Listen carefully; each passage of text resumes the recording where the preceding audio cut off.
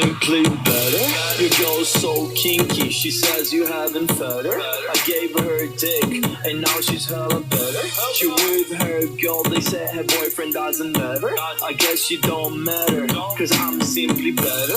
Can't remember shit, no chill on the Jaeger. Woke up in a new house, no chill on the acres. No ghosting in my studio, I make my own paper. I guess she just a faker, cause I'm simply better. I'm simply better. I'm simply better. I'm simply better. Can't square with us.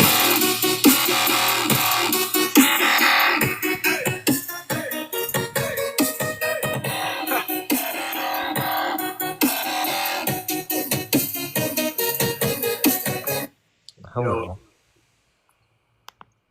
I appreciate the music pausing, by the way. Thank you for that. What would you like to say? Yeah, sure. So, what's your moral issue with abortion? God said it's wrong. Where did he say it's wrong? In Proverbs, he says he hates it when you shed innocent blood. Okay. So, do you believe in separation of church and state? Yes. So, why should we base illegalizing abortion on something from the Bible? Because it's not moral either. So, yeah, so why isn't it? I'm not arguing to do that. Okay. So what makes you think that abortion is right? It's not that it's necessarily right. I just don't think it's wrong. Well, Why is it not wrong? If it's not wrong, then it's right. Okay, so yeah, sure. So my why I don't I don't have a problem with abortion. So I'm pro-choice until around 20 weeks because prior to that point, the fetus does not have biological ability for sentience. Okay, well, if you can arbitrarily decide who has value, then can we just arbitrarily decide, I don't know, a certain ethnic group of people don't have value and then make them our slaves? What's the difference? Okay, so I would say the difference is ethnicity is actually arbitrary, while I would find suffering to not be arbitrary. Okay, that's the stupidest thing I've ever said. I don't see... Because your standard for what is it, 20 weeks or something because they're conscious or something, right? Yeah, so around where did that standard come from? What do you mean, where does the standard come from? You're just making shit up. It's just your opinion. That's what I'm saying. It's arbitrary. This isn't my opinion. This is scientific fact. Science doesn't tell us what we ought do. That's not a scientific fact. It is a scientific fact that around 20 weeks that a fetus develops. But your claim isn't scientific. Your claim is moral in nature.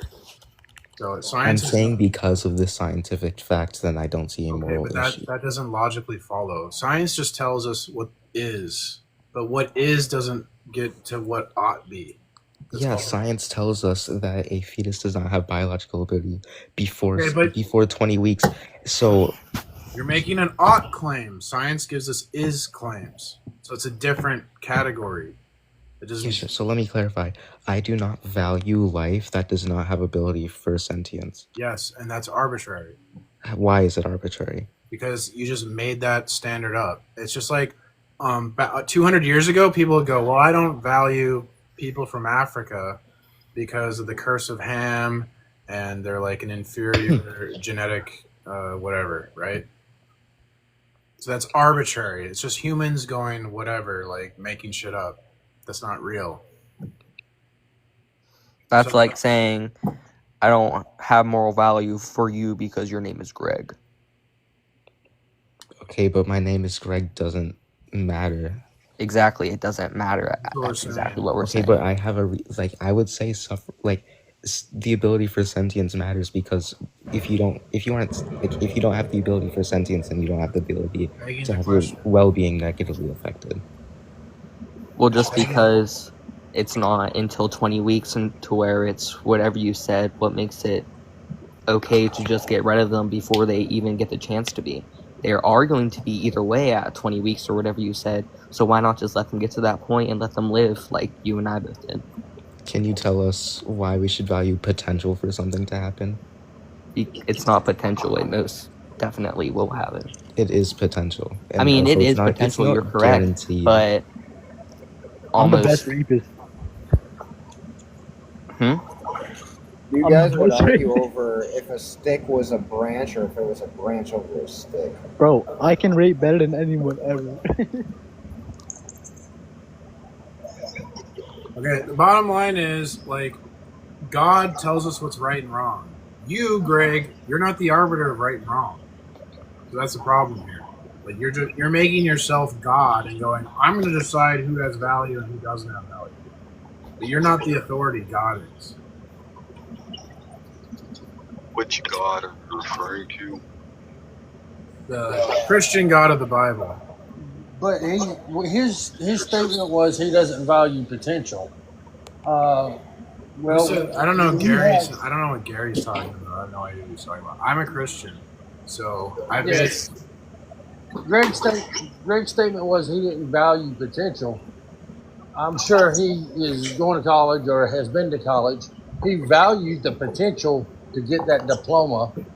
It doesn't matter what he values. What matters is No. what's objective. No, I agree. So my point was, if he's valuing the potential for a diploma or valuing the potential to get in a job whenever he got out of college, it's the same thing. You should value the potential of that child. And I'm gonna go ahead and say it. I'm not gonna use the PC buzzwords. That baby, Hello? that life. I It says in 100% the agree. Bible that a woman should be saved through childbearing and modesty. You're taking that away. I can give you the verse if you want. You guys want to hear my favorite Bible verse?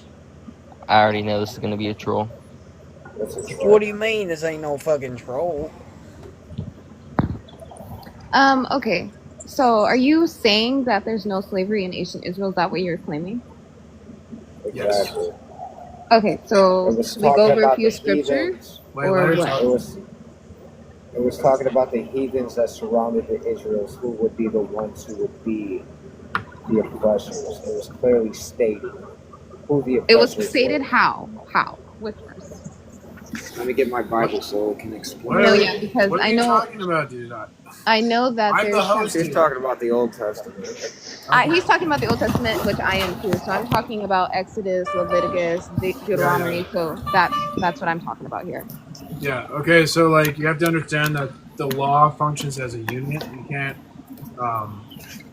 isolate verses and try to make it look like it's cruel or oppressive, because the whole point of the law is to restrain abuse and protect vulnerable people. So, But there is abuse. I don't know why you're saying restrain when there is abuse. it's not endorsed by the law. It'd be against the law to abuse.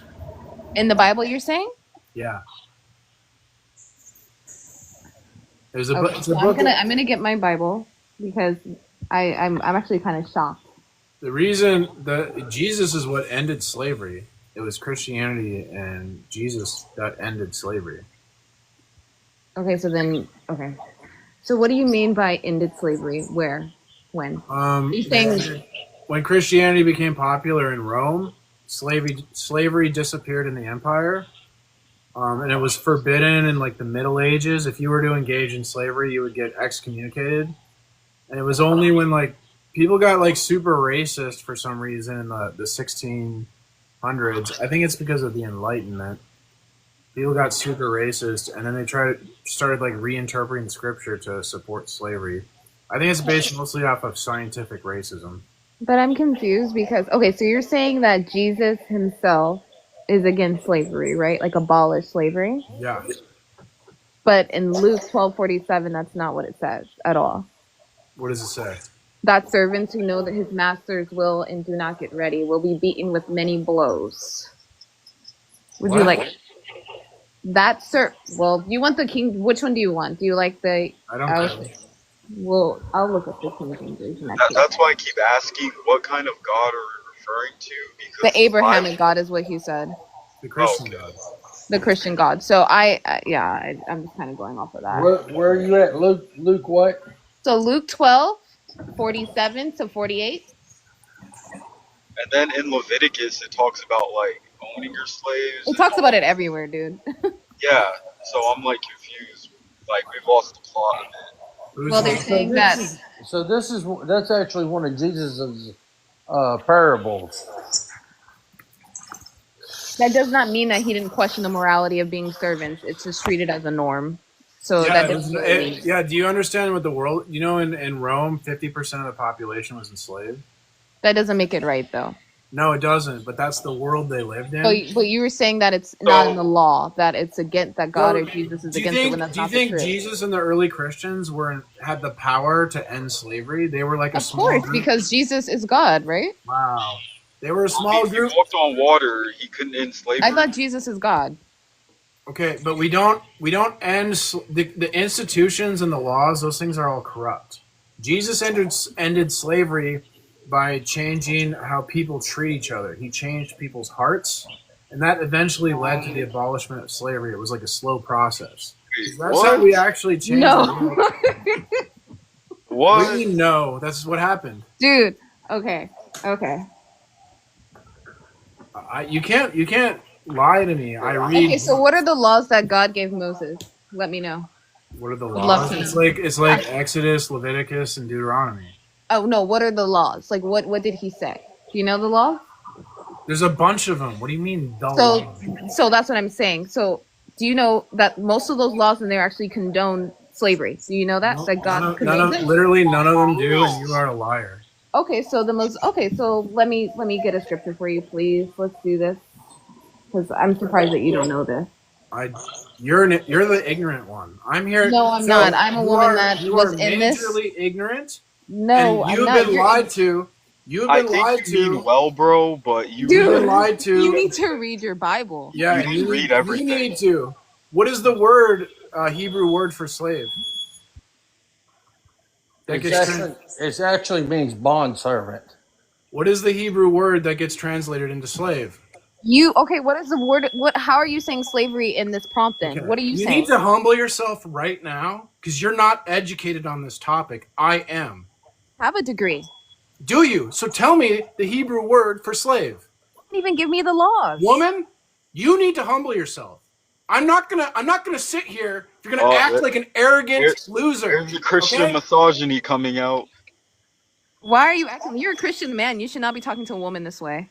You're an arrogant, wicked woman, and you're going to burn in hell. And you're spreading slander and gossip about my God. There's the Christian coming out. Hell yeah, go to hell. There's the misogyny. Yeah, coming out. You're going to hell. How can you say this? You're a sinner. That's how. No. You're slandering God. No. You should be using this to help people. You don't know if I'm trying to. Are you an African? You don't know if I'm. Hold on. Ma'am, if Jesus, who is God, was looking for actors, the 12 disciples would not be the 12 disciples. He's not looking for actors. When somebody's holding you to correction, he's actually being a Christian. Well, no, when you're yelling at somebody and saying they're an ignorant woman and they're wicked and they're gonna burn, that is not gonna work for me. Well, it doesn't hurt my feelings because your Jesus is fake, but it doesn't hurt. He's yelling at you because you don't know how to shut your mouth. Because he didn't expect that a woman. He didn't expect that a woman is not. I'm not shutting my mouth. I have a husband. I do not hear from any other man on this planet. Your husband is a failure. My husband is amazing, and my husband's a whole. My husband has a lot of knowledge. My husband has more knowledge about the Bible than you. He has more knowledge about the Bible than you. You couldn't even tell her the laws. Dude, so great. What is happening? Do you men even talking now with your man? You couldn't tell her the laws. Now you're upset. If your man is so great, do men have any kind of like women in your life? Like why? The man is supposed to be a spiritual leader in the house. You're cursing as a Christian man? Exactly. What is I think they're happening? incels. They're just masquerading. What is actually happening? Well, why can't I curse? Wait, one minute. To curse So at as a a woman? Christian, Yeah, one minute. why not? Do you Hey, think one that minute. Jesus was that way? Do you think that Jesus was that Can you way? shut Yeah, he called Be the woman honest. a dog. I thought Can you Jesus shut was your not that mouth? way. He Jesus called didn't Can them. act you like this shut with your his mouth? beatitudes on the Mount Beatitudes. He You didn't guys say any aren't of that, Hush, like did why he? don't you you drop guys it? are You guys are acting Why don't like not. you a drop? She's You guys rage are baiting acting us. very not you appropriate. guys are Jesus not would be Christians very at all. disgusted right now in you guys' behavior. Okay, do we want to talk about the Are issue? you guys done? I do, but Can I'm I gonna be. The only way I'm gonna can talk I about say stuff is him something? not being cursed at by men that claim they are Can Christian men. I? No, I'm gonna. because Can I you're say cursing at something? me. You're cursing. You're not Woman, acting like a there's Christian not. man at all. You're Shut not. up. There's no such as a That's so. Christian. You Yeah, know you're that's. not Man, perfect. you As a Dude, Christians, Christian, chill you know out. you're a he's a sinner. Christian. No, she's So not letting whatever me. bullshit you're spewing is legit bullshit. Cause real Christians understand you Oh, can never be like Jesus. That's why you need Jesus. you You guys are can never not be Christian. perfect. You can. You guys are not Christians. You're Sir, pretending to be if I was in your face, You're I'll show not a you how Christian Christian. I was by testing your jaw.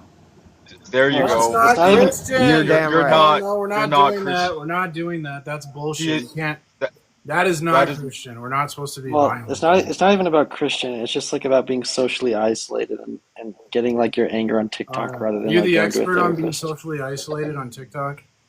Apparently, Yeah. Well, why don't you all educate us? What's it like to be socially isolated on TikTok? it's when most of your social interactions are on They TikTok look like Live, you. so you end up crashing out and like getting really angry as a way to like Exactly. stress relief. You know, Yeah. What academic literature did you get this from? They I mean, look I'm sure like I you, could find bro. some if you Oh, wanted. you're just making shit up. Oh, I love it when TikTok teenage geniuses pull shit out of their butt and They look like psychoanalyze you. them. This is P-Mars, great. P-Mars, Very you know unhappy. that's P-Mars, you from personal experience, you know more than anybody else how It's true it crazy. is, Like right? these people that don't read books are the most arrogant, knowledgeable people I've ever P-Mars, met. instead of reading so many books, you should find like a friend group and like have normal social interaction. How did you get so smart never reading? Exactly. You look very unhappy, bro. I have to read and work hard to get knowledge, but apparently you Bro, don't are you have to happy? read No, or do anything. You're just how do you there's just actually know everything? no You're so P-Mars, lazy. reading's very good, but there's actually a point when if you just read and you don't like build like social camaraderie and like social interactions that you'll kind of go insane. Don't read about life. Experience it, P Mars. Well, Like, do you a weak experience man might life? go insane, but I'm a Christian. Oh, well, Christians go insane too, don't they? Yeah, I've seen some like bad shit, crazy Christians, bro. The Holy Spirit protects you from mental illness. What? Wait, what? Does he What? protect you from physical illness? Yes. I had like depression before I became a Christian, and when I became a Christian, I haven't been depressed ever since. Right. But That's does the Holy Spirit protect you from physical illness? I mean, potentially, it's hard to say Right. because Right. if it did, I Well, would well, never he know. can, but he doesn't always, right? He's constantly protect. His grace is constantly protecting us. Right. But if you're net I can't speak. If you like Like are intentionally not taking care of yourself, you can't expect the Holy Spirit just to come in and like fix everything, right? you would have been raped probably in your life by another dude, if it weren't for the grace of God. It's probably prevented you from. God's grace has probably prevented you from being raped or something really bad happening to you in your life. Okay, sure. But if you don't take care of your own self and don't do the work, you can't just expect God to come in and fix everything, right? Well, you can't fix yourself. You need God. Right. I mean, you need God for ultimate salvation, but like just like No, practically, like you you need can't God not for work out and freedom. expect God just to keep you physically healthy, right? That'd be bad Physically. theology, right? Well, like you have to. God not going to keep you physically healthy if you don't like exercise or Right. eat or. And I would say the same thing for one's mental health, right? If they're not like actively like taking care of their mental health, God's not going to just come in and fix it because they're being lazy and not taking initiative, right? Mental health is a result of rejecting God. So when you accept God, you don't have mental health problems. No, you still can't you? Like, No, is it like no. what? How could you have physical problems but not? Isn't like your brain an organ in the body? What's up? Yeah, the brain's an organ. Bro, So I have I'm literally Christian. seen I will state this. 11-year-old girl I don't get agree the Bible is 100% true. You agree? No, I'm Christian. However, I don't agree that the Bible is 100% true. Well, then you're going to hell. No, Well, that's not it's not right. because look, okay, The Bible is Now an you're teaching ancient a false text. gospel to my audience. Great. No, well, I believe most of the Bible, of course.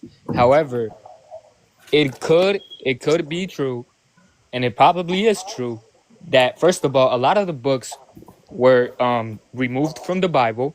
We also have Don't to take that in lie. perspective. The No, okay, I'm Bible. gonna kick you now because that's stupid, and you're a What? crazy person. You're going to hell. Repent. Wait, P-Mars, can I ask you a question? Yeah. So, like, for some reason, you kick a lot of people, but you've never kicked me, but you've called me like a wicked devil. Well, because like I only kick people who are smarter than me. Oh, so you keep me around to feel smarter about yourself? No, Yeah, I think we I have want like everyone to think I'm like the best debater. So like no. I create this illusion by like anyone who's a better debater than me, I kick, and then I like let the stupid people like debate. Wait, so that person you just kicked was a better debater than you? Yeah, that guy was a genius. That's why I kicked him. That's funny. That's good. Super genius. Yeah. Yeah, that's good. Yeah, that's how all the TikTok debaters do it. That's otherwise like they would lose debates. But notice how hosts never lose debates. No, That's the unironically though, secret. P-Mars, you're a much better person than Darth because you don't kick people like he does. I wish I was like Darth. I wish I could be more. I think Darth is like the best example of Christianity. Do you actually believe that? Yes. Like you understand like he has serious anger issues, right? Well, everyone has flaws. No one's perfect. I wouldn't expect. I would say anger issues is a mental health issue, wouldn't you? No. What? No, it's a hard Yeah, issue. he definitely has some kind of narcissist behavior. Yeah, like you know Yeah, we you should definitely if you be able to talk shit stone about our Darth, you're daughters dumb. for having sex over the age of 18. What? Yeah. You know, like the Okay, YouTube channel Wise again, Disciple. Anyone who talks back. shit about Darth is gone. Darth What? is You know the YouTube channel Wise Disciple? Or not Wise Disciple, it's a Daily Dose of Wisdom. Have you seen that one? Yes. Guy has like 2 million subscribers or something like that, right? I think 1 million. Yeah, he started a TikTok, and I was on it a couple days ago. Yeah. And I wasn't a guest, but he had Darth up as like not a co-host, but like up, and he brought up an atheist, and like the atheist was like obviously doing the same thing atheists usually do, but he was pretty nice, and Darth literally like Darth tried to talk to him, and then Darth obviously said he was deflecting and being obscusive, and the Daily Dose of Wisdom guy was like, no, I want to talk to him, and Darth was like, if you don't kick him, I'm going to leave. He was like, no, I'll keep him. And then Darth started like screaming at this Daily Dose of Wisdom guy and being like, if you don't kick this guy, you're just as bad as him. I'm tired of these fake Christians. And then he just crashed out on this like actually successful and like influential Christian. And I was like, bro. Yeah, that's why I love that about Darth. Because Darth doesn't give a fuck if you have 1 million followers or subscribers, right? Like you're like a little bitch, right? You're probably like, oh, this guy has a bunch of subs, so I'm gonna suck his ass. No, that means he's ineffective at spreading Christianity. Wait, sir. P-Mars, excuse me. Were you the dumbass who was talking about the canon or something? Wait, can I just ask you a question? Were you talking about the canon? Do you consider yourself a Christian? Hey, go to hell. So yeah, what were we saying again? Oh yeah, that's my favorite thing about Darth. You like people like you, Clayster, whatever your name. You will like act different around someone who's like popular online versus someone who's not popular, right? You'll like suck someone's ass. No, my point was that Darth doesn't care. No, this guy was just having a conversation. Darth doesn't care about fame. The idea that Darth doesn't care about being popular. Darth doesn't care about, oh, I want people to like me. Darth cares about God's word, and I fucking love him for that. No, Darth is the idea that a Christian would have like a conversation with an atheist Darth didn't like was so outrageous that Darth needed to scream. Darth is correct. Yes. Oh, can't wait till you go to hell, man. Oh man, it's gonna be so great. I'm gonna love it. I'm gonna laugh at you, dude. I wonder if God will let me like mock you while you're in hell. That'd be sick, wouldn't it? Maybe my heaven is I get to fuck with you in hell. Wouldn't that be cool? Brother, you need some like somebody that like actually keeps you accountable. This is outrageous, man. Is it? Yeah. Why?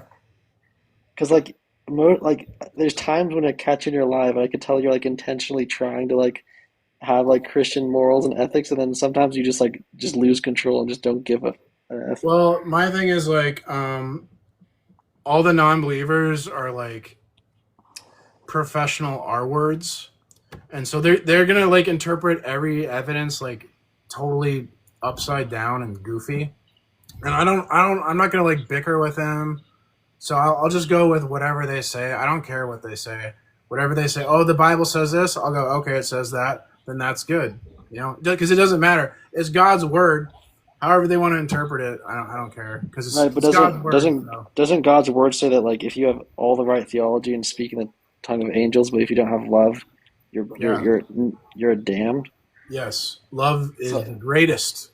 I love yeah. love. Love is patient. number Love one. is kind. Love. Yes, I love you. And sometimes you try to do that, but sometimes you just crash out, and I don't know why. Well, because you don't know what love is, because you're a sinner. No, I can read the definition of the Bible, P-Mars. Oh, okay. You're a sinner too.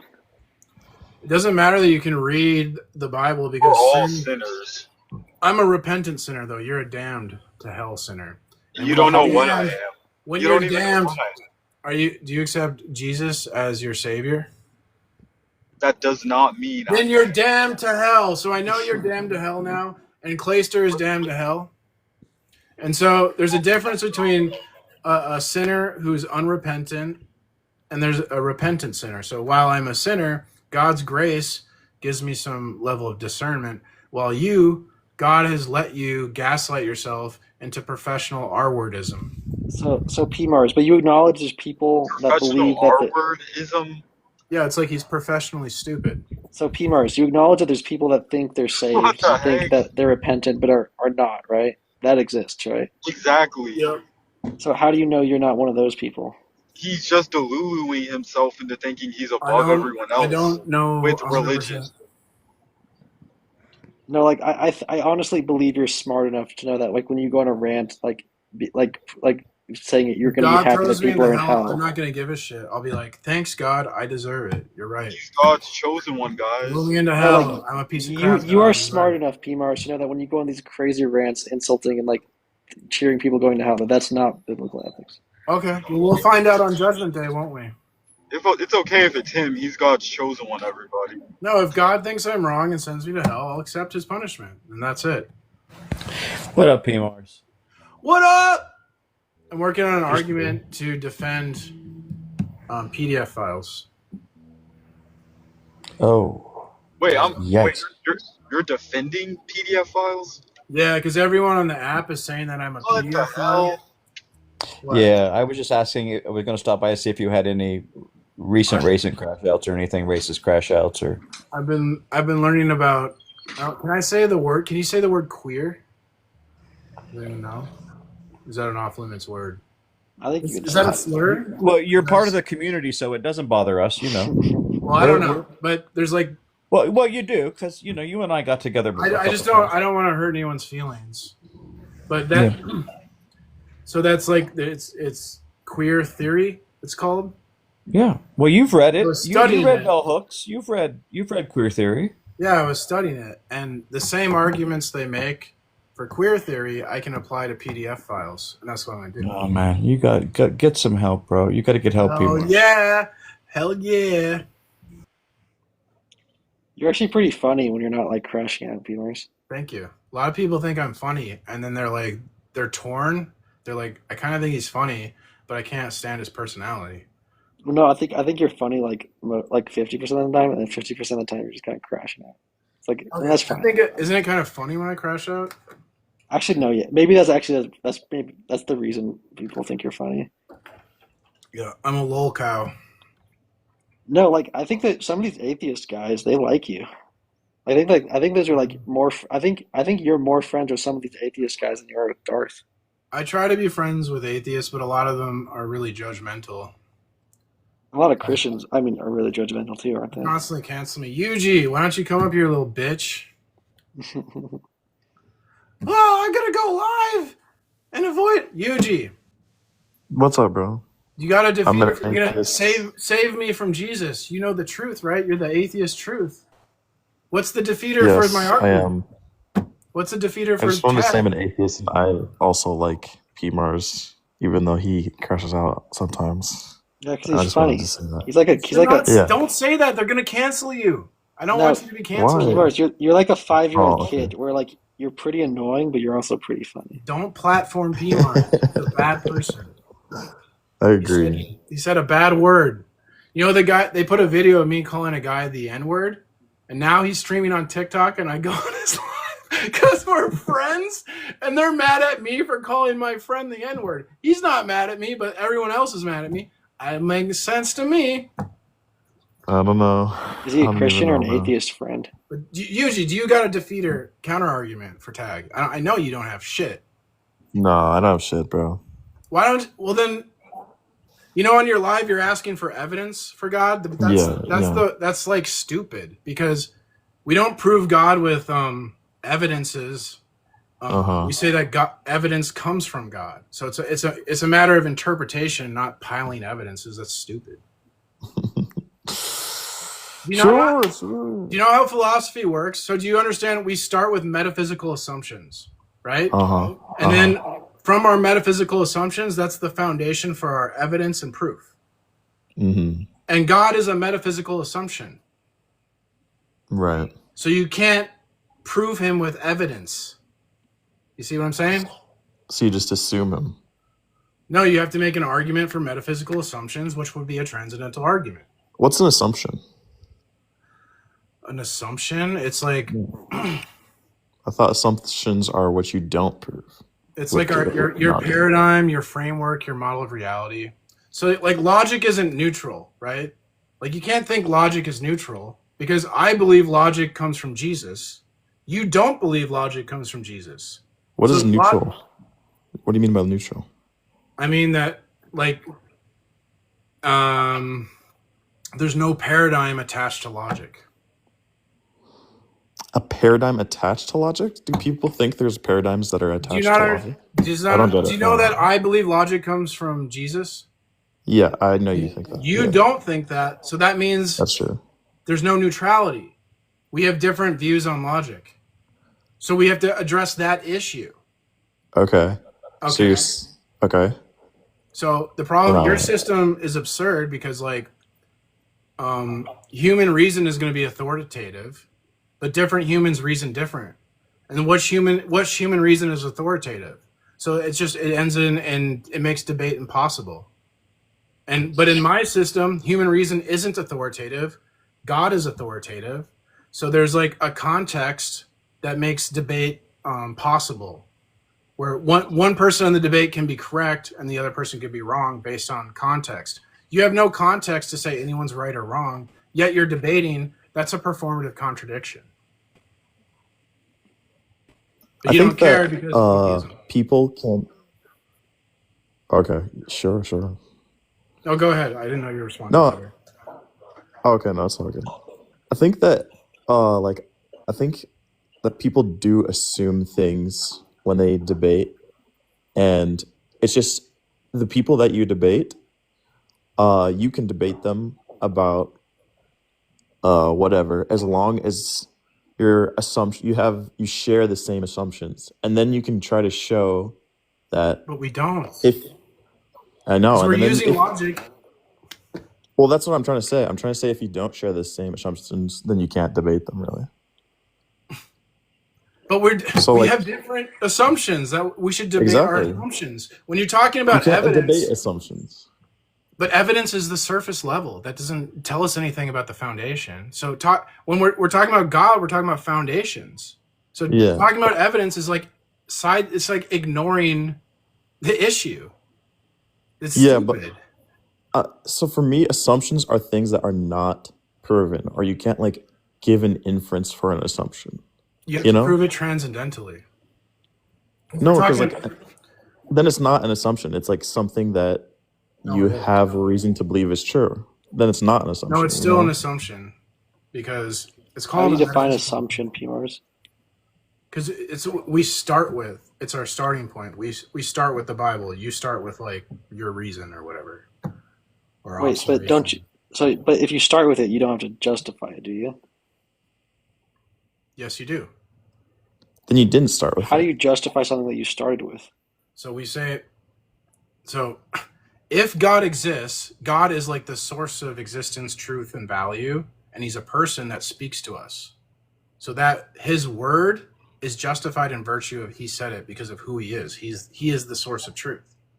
But in your model, you try to make your human mind, you try to start with your human reason and then get to the source of truth, but it's impossible.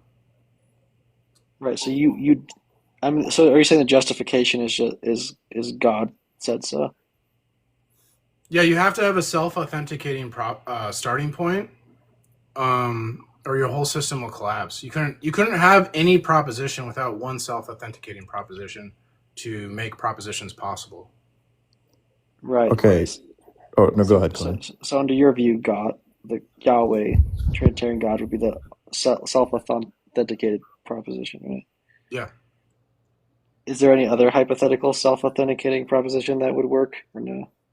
No, we can examine like Allah has problems, Mormonism, Hinduism, none of them can ground logic. Only Jesus has the necessary, unique, indispensable attributes. So what does Jesus have that like a founding father's view of like a theistic God, similar to Yahweh, but not a founding father, like a deistic God? Well, deism is theistic. Yeah. That was like a fad for a hot minute, and it died really quick because they realized the deist God's just a placeholder. He doesn't do anything. Well, theistic God then, like just a generic theistic God. Well, you need revelation. Without revelation, we could not know God. So God has to. So that's all we have is Islam, Judaism, and Christianity. Those are the only three religions with revelation. And then from there, with theological debate to show that Christianity is true. Well, wouldn't like a generic theist say God is revealed through nature? Yeah, but that's gonna have the same problem as like atheism, because remember what I brought up to Yuji about, I have my human reason, because different philosophers reason differently. I think Yuji knows this. And so if if human reason is authoritative, then I go, well, I reason this, you reason that. There's no other authority to say who's right. So we're stuck in like skepticism. Right, but a theistic position would be. Hold on. The natural revelation is the same thing. Personal revelation is the same thing. You know, I interpret natural revelation to be X. You interpret natural revelation to be not X, and there's no context to see who's correct. So we need an objective revelation, and that's what we have in Christianity, where Jesus has a public ministry, public execution, and a public resurrection. So this is an objective revelation, totally in public. It's not in private like Mormonism or Islam. Well, I would say that you run into the same problem as saying, I interpret natural revelation to be this, and somebody else saying that. You have the same problem when you say Bible? Somebody says, yeah, I interpret scripture or church tradition to say this.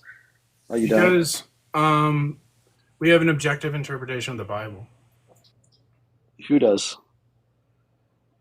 I do. Do the Eastern Orthodox? No, they're heretics. That's a whole different religion. Right. So couldn't I just say the theistic guys that disagree with my interpretation of natural revelation are heretics? No, because okay, so interpretation is going to come down to there's allegorical interpretation and there's literal interpretation. Allegorical interpretation is where you say like some things are symbolic and some things are literal. Now, again, we're going to run into the same problem where now we've got a human authority deciding what's symbolic and what's literal. So that interpretation flunks. So we must have a literal interpretation. And Jesus gives us the method to interpret the Bible objectively. When he debates the Pharisees and the religious leaders, he uses grammar, context, and reason.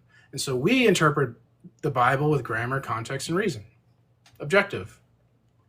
I'm really confused about what you just said. I mean, because presumably as an evangelical, you don't believe that the Eucharist is the literal blood and body of Christ, right? Yes. So that would not be a literal interpretation of Jesus' words, right? Hello. No, it is.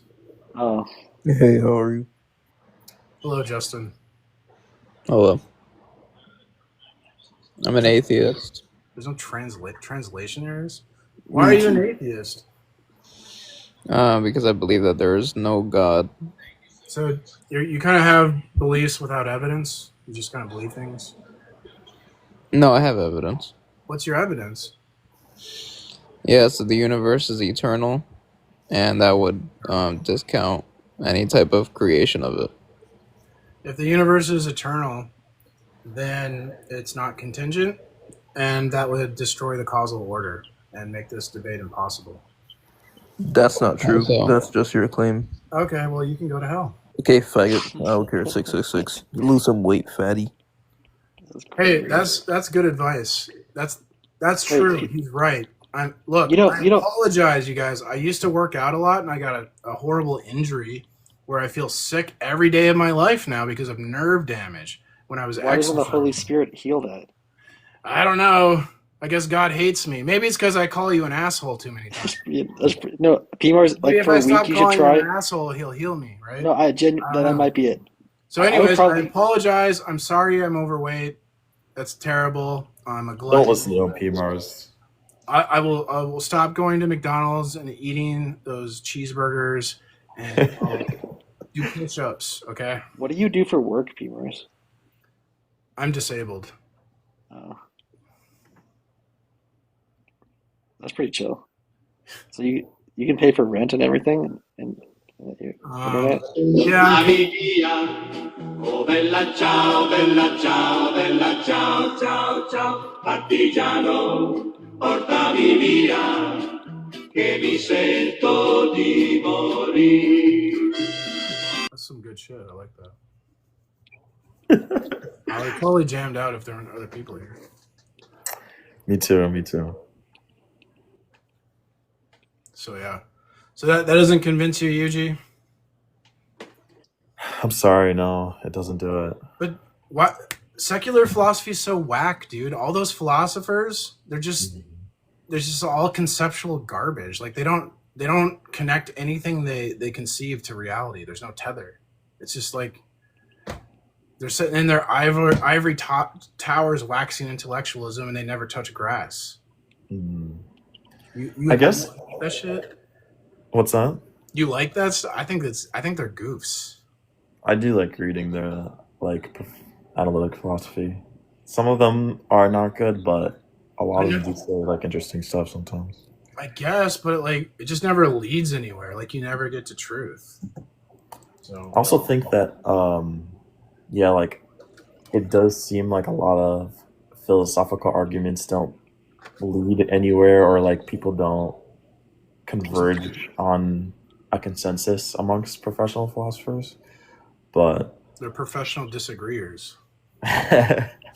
Low key, and I think like a lot of like, for example, in metaphysics, there's a lot of people that, or some people that are starting to think that like the whole field is like kind of a waste of time sometimes. Well, like think about like Descartes and foundationalism. He was a foundationalist, and then he's like, I'm gonna come up. I think therefore I am. This is the bedrock foundation, and I build my system on that. And but like different like one foundationalist. So the whole idea is there's these like self-evident truths, and okay, this is a self-evident truth, and then I'm going to build my system on the self-evident truth. But like all these foundationalist philosophers, they had total so one of them's like a monist, one of them's a dualist, and one of them's a atomist. And it's like. How is this self-evident if you all come to like these mutually exclusive ontologies? Yeah. I just think it's like goofy, Yeah. You know what's funny, bro? Okay, I have a question. Like, for an atheist that doesn't get revelation, or do you think atheists do get revelation? You do get revelation. Everyone gets revelation. So like if I'm being 100% honest with myself and I don't think I've got revelation, I'm just mistaken, basically, in your view. It's like it's a self-deception. Yeah, I think self-deception is important to like Christian precept. Like the idea is there's an uncomfortable truth. Sometimes I think of maybe a mother and her son is like stealing from school or something. The school calls the mother says their son's stealing from the school. The mother notices like purse, money missing in her purse, right? Yeah. Mhm. But as a mom, you don't want to believe your child is a thief. So that's an uncomfortable truth. Uncomfortable truths create a motivation to like rationalize that they're not true. So she might come up with all these like excuses for her son why he's not a thief, but the way she lives her life is going to betray what she really believes, right? Because she's going to like try to hide her purse from the son while denying he's a thief. You see what I'm saying? Mm-hmm. And that's kind of the self-deception. So it's like, that's what we're saying is like, you're living like Jesus is true, but then you deny Jesus. Like, so you might say I'm a moral anti-realist, but when the barista's like an hour late with your coffee, all of a sudden morals are real now, and you have, and the barista sucks. She should have done better, huh? Yeah. So they don't live. Their mouth writes metaphysical checks that their worldview can't cash. Interesting. Yeah, I don't know. I genuinely don't think I have revelation. I don't know if it's. I don't think it's, biased motivation, but, Yeah, that's because you've convinced yourself that like logic doesn't come from God. Like even the scientists, that when they look at the universe, they go, "Oh, it looks designed," but I'm just going to say it's an illusion of design. Right? A lot of top scientists say this. So it's like, well, if it looks designed, maybe it's designed, right? See, this is like, to me, the self-deception. Yeah. But like, okay, in your view, like scientists have figured out a lot of shit about the world, right? And they've made a lot of progress. I think they hit a wall, though, in physics in the 70s. They haven't made progress since the 70s. You don't think physicists have made progress since the 70s? Yeah, there's a book called The End of Science. You should check it out. Really? I think science is dead. I don't think it's going to go forward. So, like, if I go on the internet right now and I try to find progress that they've made since the 70s, you think it's either, like, fake or... In like physics, yeah, it's like string theory and particle physics. I think the last significant discovery was the Higgs boson. Yeah. That's what I read. In Oh, there hasn't been a lot of significant discoveries in physics? That's what you're saying? Well, so there's been like string theory where they imagine there's like 50 dimensions or some crap. But none of that, like, it's all conceptual, you see? There's no like data to it. Oh, it's like you're saying it's theoretical, where it's like... Yeah, they're going into math and they're avoiding like real world data. It's all like this mathematical crap. I guess that's what they're doing in physics now, because they don't, I don't know, it's because of technology, or they just can't really, like, they're kind of like reached the limit. Do you think like all of the physicists right now think they're... What do you think they think when they're like going to work and they're like going to try to like... I have a video about this. You can check What Science Doesn't Want You to Know on my channel. Oh, really? It's a particle physicist, Sabine Hassenpfeffer, I think is her name. Obviously, they're all going to say she's a quack. But she says that she's like independently wealthy because of her YouTube success, and she's speaking truth about science. And she's saying they're all calling me a quack because they're scamming taxpayers. That these particle physicists are literally just inventing nonsense to get funding. And because it's like they don't want to like ruin the game and lose their job, they keep this like they've been keeping this charade going for years, and they're really just scamming taxpayers, and they're not like doing anything useful. That's what she says. I'm not a scientist. Me neither. Interesting. Do you think like other physicists think like her too, or do you think it's like just that's she listed like 3 books on her video, and I went and checked them out. I didn't read them, but I kind of perused them briefly. Interesting. So okay, that's interesting. I'll think about it. Yeah, man. Well, hey, you're a good, pretty good atheist debater. I'll give you credit for that. And your behavior is excellent. Thank you. Yeah, and people give you too much shit, so Have a good one, right? And thanks for talking to me because you're risking social consequences. So that's really brave. I got you. All right, I love you, dude. Henry, did you want to say anything?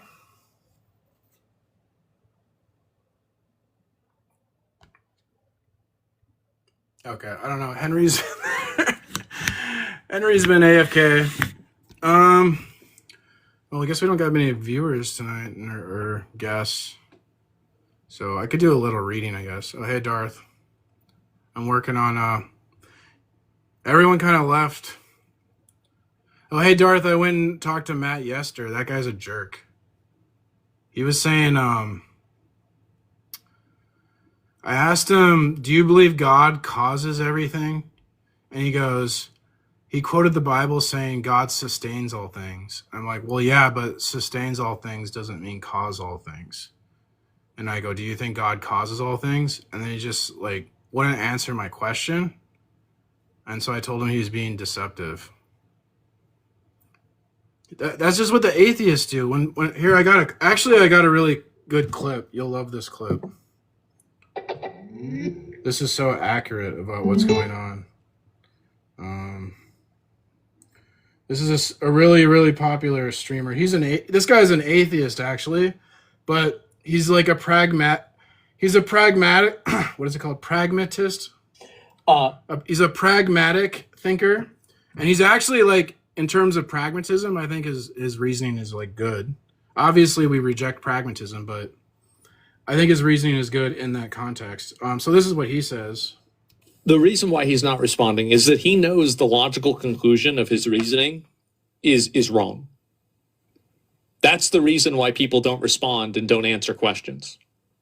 Whenever you ask a person a question and they don't directly answer the question, they've just answered your question. This is true in almost every aspect of life. Yep. Are there bad questions? Yes. Yes, of course. But that's not really what was happening here. If you ever see somebody that's not answering a question, it's because they want to deceive you. Straight up. That's it. So that guy's an atheist, but even he knows that. Well, when it comes to causation, we can talk about necessary and sufficient conditions. Yeah. So God is the foundational or the ultimate necessary cause of everything. Okay. But when the scripture says God upholds all things by the power of his will, it means that, all particles, molecules, structures, chemistry, biology, they're upheld by God's will. It's talking about actualization, not causation, I would think. Yeah. Okay. But like, for example, God is the necessary cause of skyscrapers, but humans are the sufficient cause. Oh, that's interesting. Okay, I'm not aware of that distinction. Yeah, Okay. so you got necessary and sufficient causes. Okay. I actually learned that from William Lane Craig. So, but what Matt Yester wants to say is that God is the sufficient cause of my choice to like repent or something like that. Is that what they want to say as a Calvinist? Well, you have to remember he's a staunch Calvinist. Right. So that's their position, right? Well, yeah, they. But then that makes our love for God fake to me. That's not love. Well, Yep. They're very difficult to deal with because, they have this admiration for. Look, as much as I and you and other people, as much as we admire and revere people like Van Til and Bonson, we don't agree with their Calvinistic distinctions. Yeah. Okay. Or theonomy. Yeah. Well, theonomy. Well, not all people. And Calvinists. Theonomy is only a. It's a small section of Reformed theology. Oh, okay. Well, so, for example, go ahead. Well, I saw a debate with Dave Hunt and James White about Calvinism, and I want to check that out. Have you watched that? I did. Yeah, I think I've seen clips of it. If you go into the Calvinistic folder, you'll find his book, What Love Is This? There's also another book in there that details I think it's a documenting of the debate between the two. I had dinner with Dave Hunt not Yeah. many years ago. My pastor did as well, and they always rave about Dave Hunt. They always talk about Dave Hunt, and they have a bunch of his books. There's a few things that I disagree with him on, but not anything that I would make a big deal about. But I've always liked Dave Hunt, and I've agreed with the overwhelming majority of his stuff. Almost all of his books are in the cloud drive. Well, there's no one you're going to be like 100% you agree with everything they say. I think that's normal, right? Well, I agree with everything I say. I'm great by my own standard. Yeah. Humility and how I achieved it. No, Dave Hunt. The funny thing is, Dave Hunt, it was exactly like he was in person, like he is. He was a real serious guy, but he was nice enough. He was getting up there in years, and I just wanted to meet him. And some friends of mine who have written a lot of books that you will find in the anti-psychology or the psychology folder were friends with him, and he wanted some research on some schmuck named Gary Smalley, and I had some documentation. I said, "You want me to drop it off?" He was speaking somewhere, so I dropped it off and just went to dinner with him quickly. But he was a good guy. His stuff was just so good. What's crazy? He isn't even a trained theologian. My pastor told me. He said he just no, but he was a brilliant guy, and I love the fact that he was willing to name names. I got first introduced to him with, I don't know if it was his first book, but it was the first book I became exposed to in the I don't know when it came out I think it was the 80s maybe. It was called The Seduction of Christianity. And it was a huge, huge seller. I got a bunch of his books. I haven't read any yet, but if you go to the Dave Hunt folder in the cloud drive, they're there. I got some there. But my pastor, he just, at the beginning of our church, at the entrance, he has a table with all these books, and there was a bunch of Dave Hunt books, so I grabbed a bunch. I got a bunch of physical copies for free. That's a like I said, that is a. You don't know how fortunate you are, because so many pastors are, even Bible-believing pastors, a lot of them are just wishy-washy. Yeah, he talks about that all the time in his sermons. Yeah, the fact that he promotes Dave Hunt's books is a good sign. Yeah, Ouroboros, did you want to say something? Well, I don't want to take it completely off track. I just have a thought on my mind that's... That's okay. You can change the topic. All right. Well, anyway, I just feel I've got this theory, and hanging in there with me because it's difficult to express it because it's kind of wild. But I just believe that Isaiah 6:9, which of course says, I can read it so I'm not misquoting it. Isaiah 6:9 is often misquoted. Let me see, Isaiah 6:9. It talks about that the throne, that the Messiah will be the government of Israel. And I don't have it in front of me. Yeah, are you talking about the promises about Israel will rule a certain land?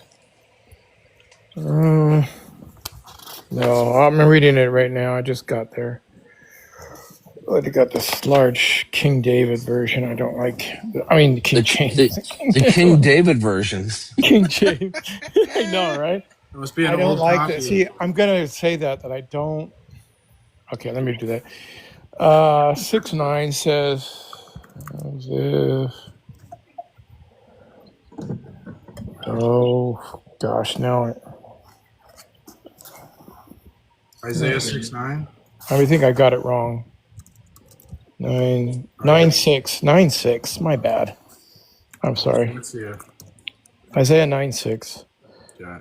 For unto us a child is born, unto us a son is given, And the government shall be upon his shoulder, and his name shall be called Wonderful, Counselor, the Mighty God, the Everlasting Father, the Prince of Peace. And then of the increase of his government and peace there shall be no end upon the throne of David and upon his kingdom, to order it and to establish it with judgment and with justice from henceforth ever, forever. Yep. Yeah, The seal of the Lord of hosts will perform this. Okay. Yeah. Okay. Well, of course, we know that David, of course, was a murderer and an adulterer, right? Yeah. I mean, okay.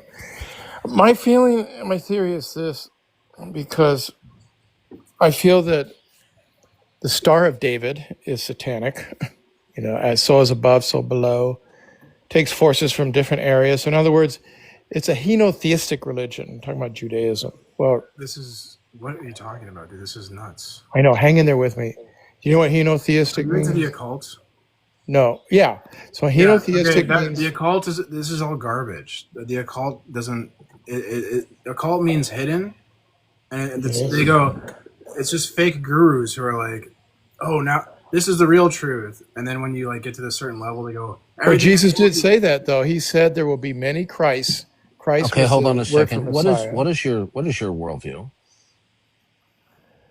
My worldview is that the new covenant. There is a new covenant. Are you an atheist or a theist? I'm a Christian. I believe that the message of Christ is love and truth, and he is the way and light. And I believe that he came to tell us that the old covenant, where they are waiting for a Christ to come, well, that Christ will be an earthly or satanic prince, and that he came to show that it totally reversed everything they believed by saying, I am the essence, the Trinity, I am the essence of God, and I am the nature of God, and I have divine authority. That's the Trinity. Right? So this is what he claimed. And of course, the Jewish, the Pharisees at the time, the Jewish priests said at the time that he is committing blasphemy because he is claiming to be God, where in actuality he was saying, I am the essence of God, I am the nature of God, and I am This is just look, dude. Have you even studied even theology? What do you think by the way I'm talking? Sounds like no. No, you don't sound like it. You just sound like you're bringing a new age claptrap. Yes. You think so? I called it right away. His name's. Do I think so? I've been a Christian for 40 years. You're taken aback, I know, by... I studied the occult. I know it's garbage. Like astrotheology and all that stuff. Jordan Maxwell, Aleister Crowley, Jack Parsons. I know all this stuff. But you don't see that the Jewish eschatology actually is framed by this? Do you don't? So you identify as a Christian. Can you tell me how you became a Christian? Yeah, I was baptized as an adult, and I did, and I still. The pastor will talk about Old Testament stories. You're not addressing my question. Would you tell me how you became a Christian? I just told you I was baptized as an adult. That's enough. That's it? That's enough. Yes. All right. Have a nice day. Oh, fuck.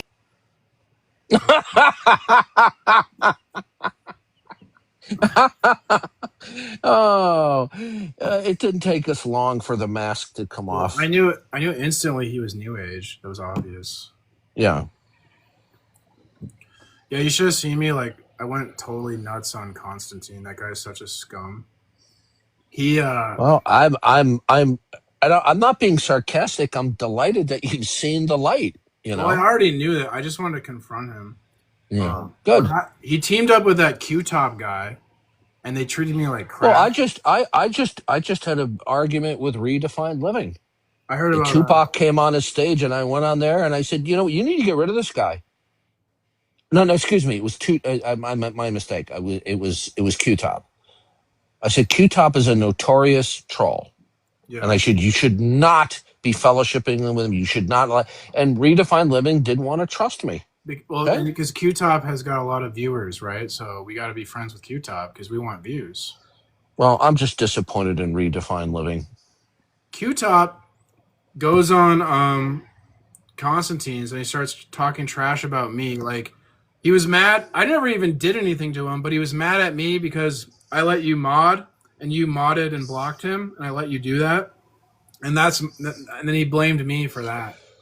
Look, he's a totally immature, reckless individual. He also frequently trolls, and then he lied the other day. He just outright lied about trolling. He got Constantine and they started calling me racist and they blocked me and stuff. Well, yeah, Constantine is he's one of these Christians who, He's like a he's progressive. more concerned about numbers of viewers than he is about taking a stand for the truth. Yeah, and I told him I went scorched earth Old Testament on his butt. Solve and Aguila, why don't you come up, ask your question, send your invite. Oh, this Pookie guy is like a philosophy nerd. Okay. Yeah, hey, Solve, if you don't come up and confront me to my face, then don't bother posting again, Solve. What do you want to say, Peachy? Oh, Are you an atheist, and how old are you? Yeah, I'm an atheist, and I came here to discuss number 4. Okay, do you deny the existence of God? Yes, I do, and I came here to discuss the. No, you're going to discuss number 1. Why? Because I said so. So you have 6 propositions in the panel, and you only want. Why are you scared? Why are you scared to debate tag with Darth? You debate tag with me. I'm not. Wait, I thought we were debating abortion. You just ran from the topic about abortion. All right. Just give me a second. What do you want to talk about, Peachy? We can talk about number 4. I'm looking for a sound argument for why abortion is evidence of moral decay. Well, why would argumentation, given your model of reality, be valid? What do you take valid to be? It's just a weird question. No. Yeah. If you're going to play this little Philosopher bro game, it's a quick way to getting ejected or blocked. Okay. Grow up. So when I say valid, you know what I mean. True and correct. Truth has a lot of definitions, Darth. There's a lot of theories. Hey, Pucci, I'm not. Look, Pucci, how old are you? Does my age matter here? I'm 21. Okay, I'm 64. I am more than 3 times your age. Okay. Okay. Welcome to my block list. See you later. Goodbye. Yeah. It didn't take long to smoke you out for the fool that you are. Bye. See you later. Ridiculous. Look, I was not rude to him. I was not impolite. He just wanted to be gratuitously rude and obnoxious. So there's no point in talking with you. You don't want to you can disagree with me at length, but if you don't want to be a straight shooter, if every time I ask you a reasonable, simple question, well, what do you mean by that? Oh, there's lots of different definitions. Look, that's old. That's old hat. Okay. I came up here to get a piece of them. Actually, I debate abortion quite a lot. So I actually. Yeah, I came up. Hey, Tony, go debate Born Again. Why am I not surprised that Darth Dawkins shows up when you're doing pedo apologist? What an unsurprising combination. What are you talking about? Do you have you got cooked by Born Again atheists? You need to go back. Listen, you got cooked. Archbishop, do you have something substantive to say, or are you just trolling? Why am I not surprised that you're together with Darth Dawkins? Okay, all right, we're gonna. When you're doing pedo apologetics, what a surprise! Born Again atheist is You short got bus cooked. rider, bro. You got cooked, bro. Oh, you ran like a pussy. What did she cook me on? Yeah, I talk with her. She's not only lacking character and maturity. She's just stupid. Oh, I roasted her the other night. And her in front of her whole fan base, and I pulled her own little antics right on her. I did the whole little entertaining upstaging thing right back at her, because I'm good at that stuff too. I used to be a leftist when I was an atheist. Many of these people who do streams, they're not intellectually capable of doing these streams. They're so stupid on the subject matter they're talking about. They don't even realize that they're stupid. Okay. Right. Yeah, and so I knew it wasn't there was going to be no intellectual conversation from it, so I upstaged her. Basically, I spit back in her face her own performative garbage in front of her own audience, and she started getting very frustrated, and she started losing her shit and crashing out in front of everybody. It was pretty hilarious, and so I guess that guy was there to watch it. So my guess is that he's there to defend his some chick that he's simping Well, for, which is her. against stupidity, we are defenseless, unfortunately. Right. Mhm. But not. Oh, dang it! I came up for that abortion, dude, because I debate that topic quite a lot, and then it's those guys. Hey, Darth, I had an Apple question. My battery is at 76%. Not like charge, but like when you go to the health thing, 76% Mm-hmm. capacity. And it Yeah. recommended that I buy a new battery, which is like $100. Do you think I What should do what that? what what model of phone do you have? The 13. Well, I used to have the 13.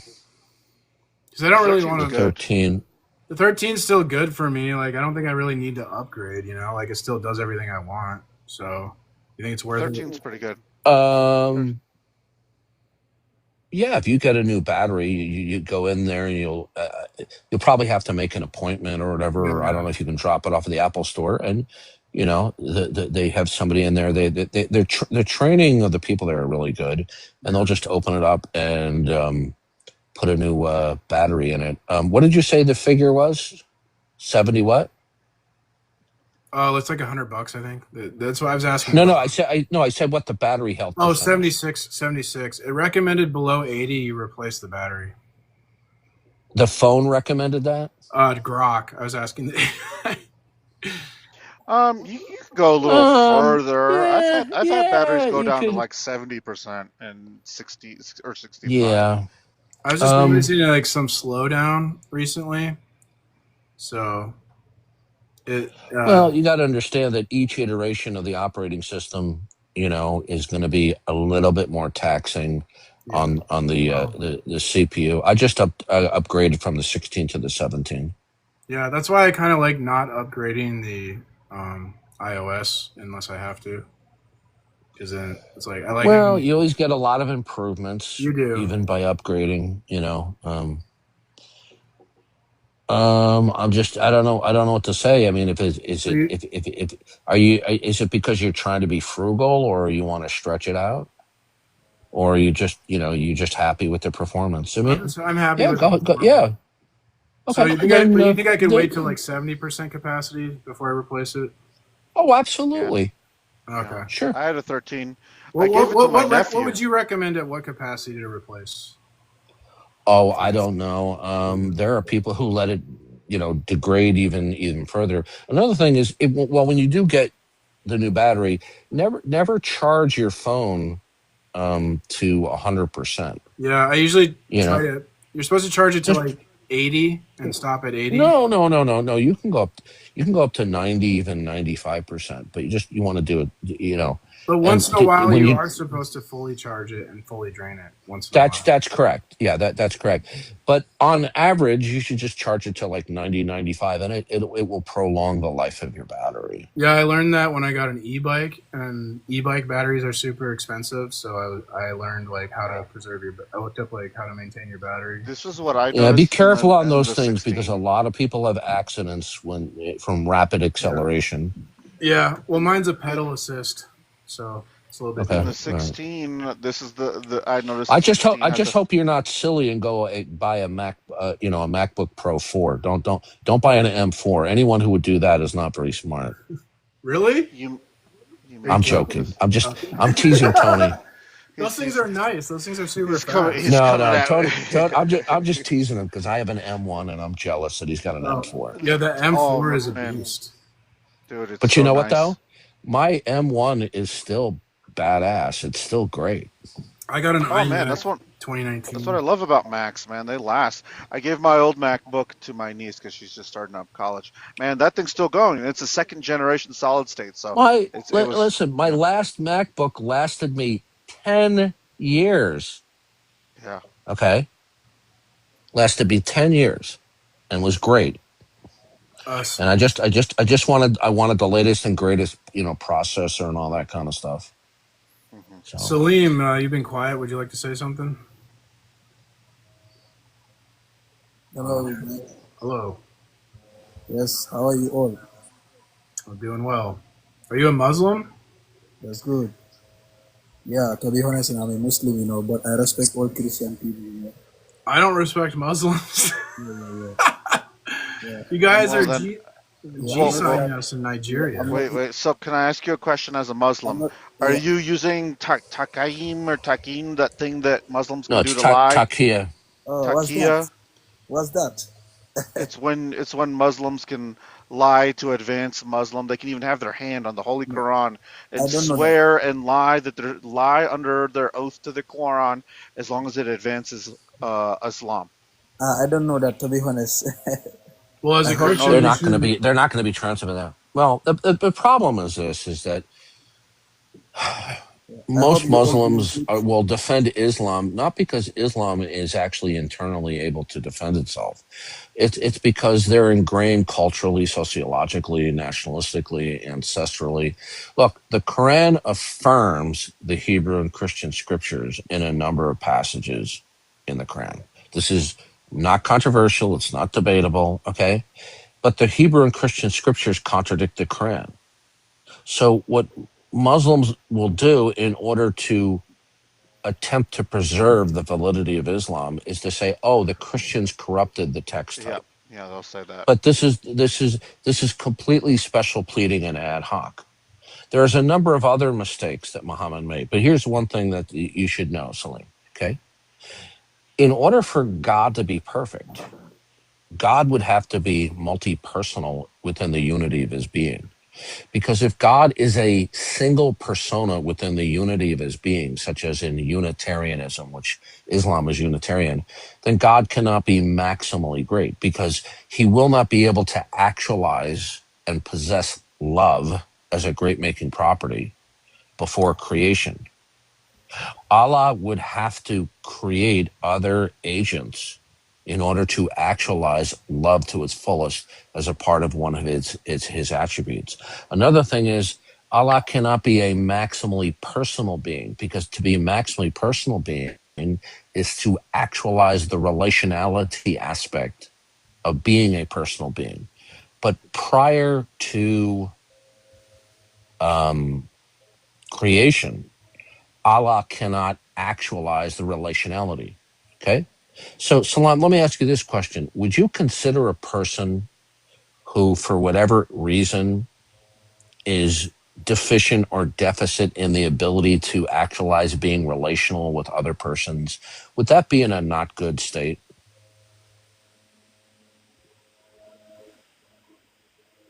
Hello? Yeah, brothers. Yeah.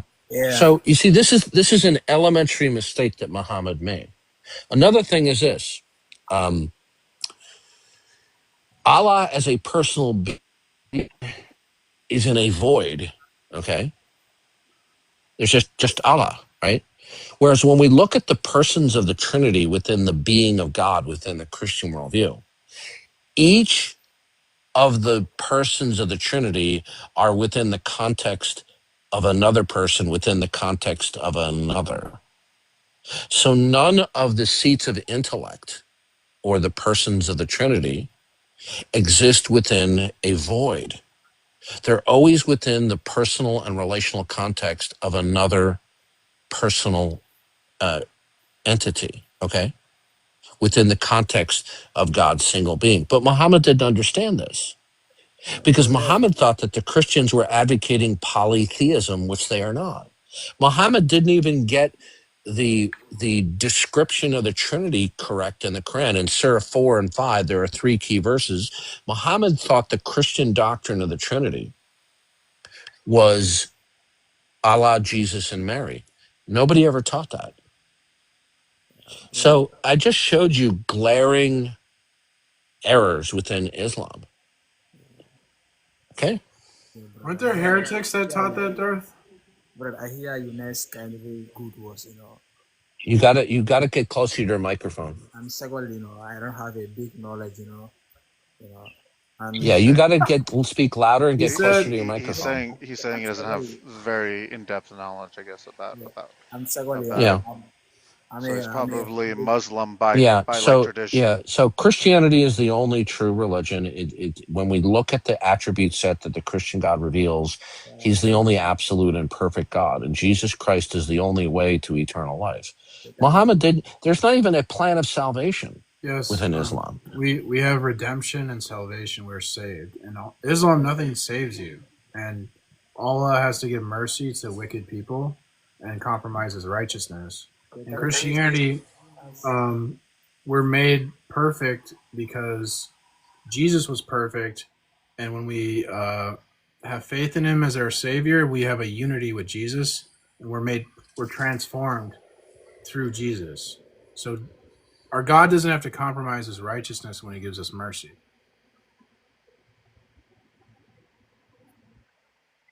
I think he's having some mic issues.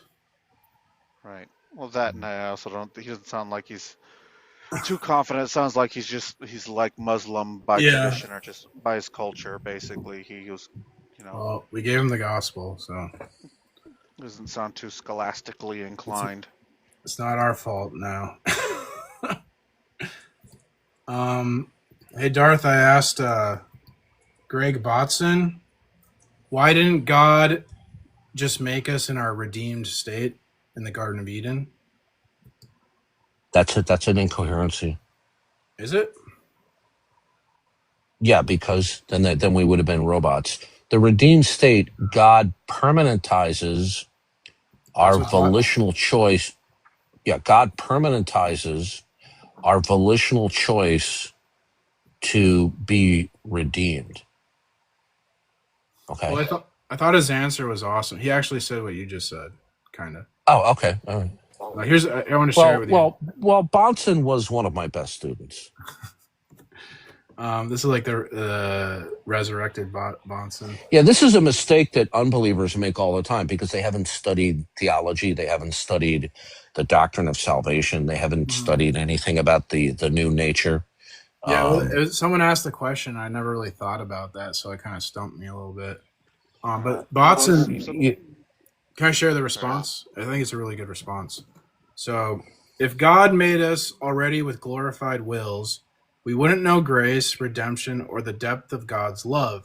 We'd have goodness, but not gratitude, holiness, but no history of salvation.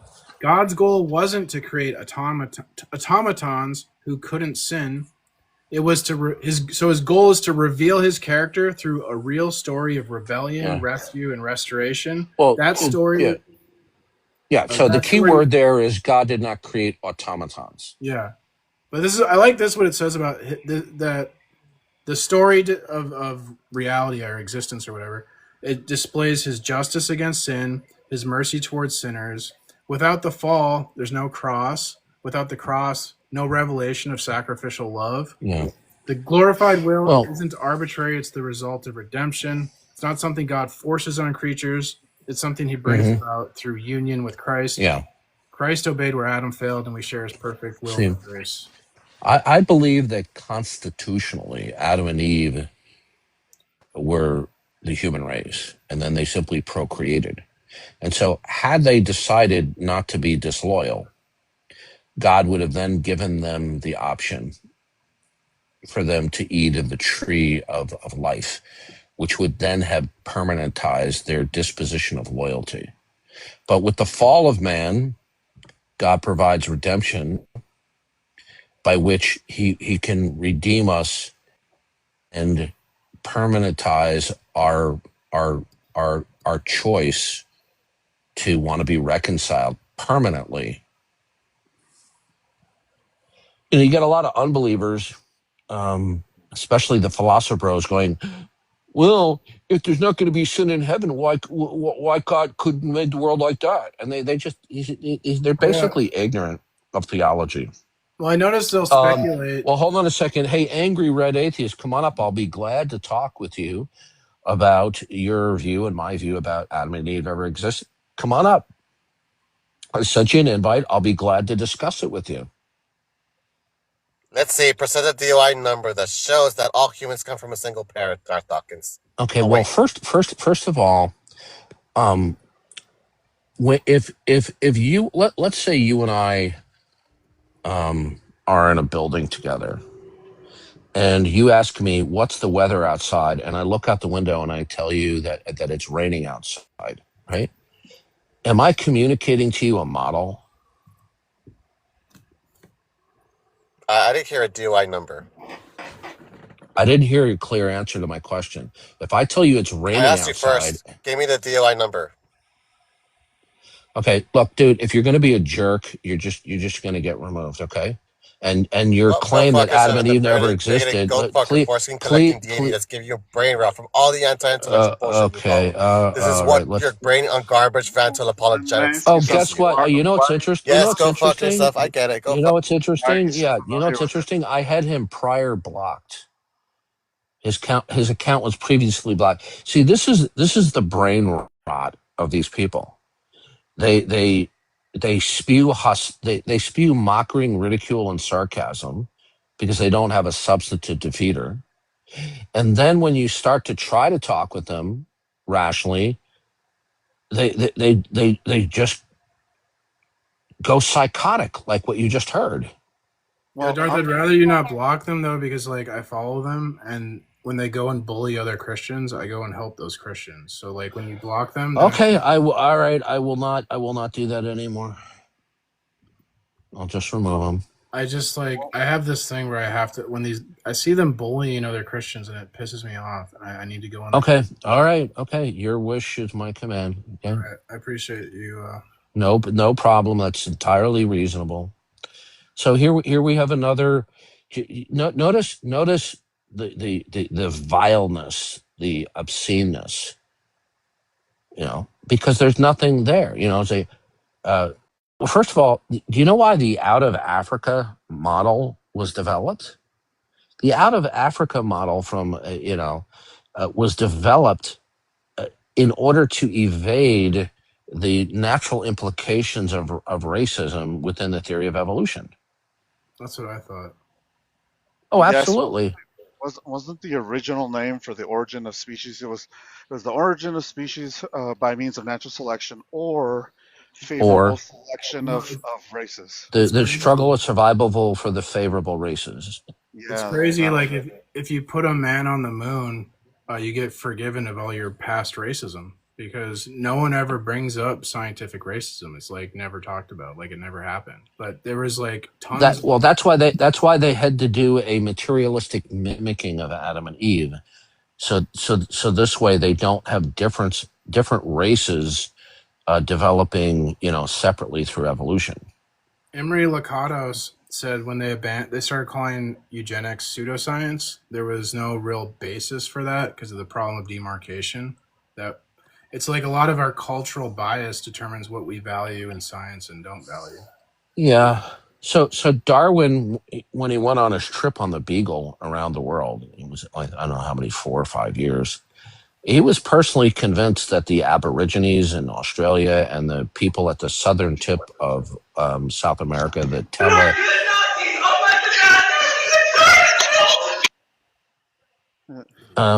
Tela de Fueguans, if I'm pronouncing it right.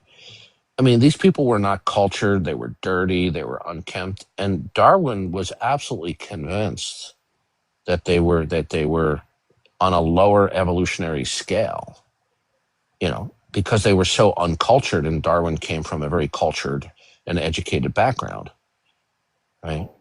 So this is why they came up with. That reminds me of I saw this black preacher on YouTube. It just came up on my recommended, and he was just going off on black people. He's like, when Europeans went to Africa, they didn't have 1 2-story building. They couldn't build one boat to travel. He's just going nuts. Skip. Hey, Skip, come on up. I'll be glad. Send an invite. I'll be glad to discuss with you about this charge that if evolution is false, then the creator deceived us. I'll be glad to discuss that with you, Skip. Come on up. Send an invite. Your profile settings does not allow me to send an invite to you. He might One thing not. they conveniently forget about Darwin too is that his cousin was a eugenicist, who kind of further Yeah. supported Yeah. Darwin's Well, he's kind of. from an elite family of like the Wedgwoods and the Darwins would like Yeah. interview. They were both wealthy families. Yeah, I That's where think you get Wedgwood china from. that's all those like. Skip, I'm waiting. Skip, I'm waiting for you to come up. Come on up, Skip. I'm always suspect of those super powerful families, like there's some satanic occult agenda behind them, and then so like Darwin's motivated by his like Satanism to attack God. Well, you gotta. They both came from Unitarian families. But Darwin's father, was a strong skeptic. Now, whether he was an explicit atheist or not, I don't know. But But don't you think Satanists have infiltrated the church and like in the Catholic Church? Don't you think there's like Satanists in the Vatican? I think there are. I don't I think so see too. any clear, compelling evidence that that's the case. It Well, could be the case, but if you gravitate toward ideas like that, you'll like Jack Chick's material. Well, there's the Alta Vendetta, which the Pope was like a thing the Pope decreed because they found this like letter from two Masonic lodges. The letter was talking about infiltrating the Catholic Church, and it got discovered, and the Pope banned Freemasonry, Catholics from being Freemason, and that was only recently lifted. Notice that Skip is making a bold statement, and he doesn't want to come up and discuss it. Right? Well, that, and then there was also the letter that I think, who was that one guy that wrote it? It was a couple years ago before, while Trump was in his first term All right. or what. Yeah, I don't mean to be rude. Skip, I'm going to mute you if you don't come up, because if you just keep on making these outlandish statements without coming up and defend it, nobody is saying that Satan put the fossils in there. The Christian perspective is that the fossils are the graveyard of the flood. Okay? Sorry about that, Tony. Oh, no worries, no worries.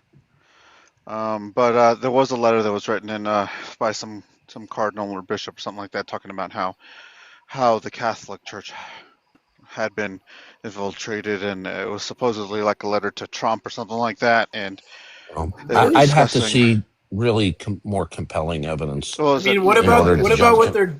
Isn't it evidence like what they're the Pope, the crazy stuff he's saying now?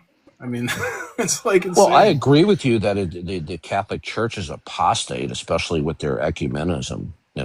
I just saw a clip just recently by a pastor who was doing couple of video critiques on Billy Graham, where Billy Graham was saying positive things about Muhammad. When you listen to it, it's almost like looking at the new AI videos, but it's not AI. I heard an argument about old Earth versus not young Earth. So like the argument was that it had to do with when God wasn't the first miracle the wine when Jesus at the wedding he turned the water to wine. And well, I would say that he created unfermented grape juice. Oh, okay. You see, that's people, not going to work with my argument. Then I forgot. Well, you have to understand that if you don't do proper research, it's easy to make anachronistic mistakes. The Bible, in biblical times, they didn't have a term for alcohol, because they didn't know chemistry. But didn't they say they just understood? They understood. They call it strong they would refer drink, right? to. They would.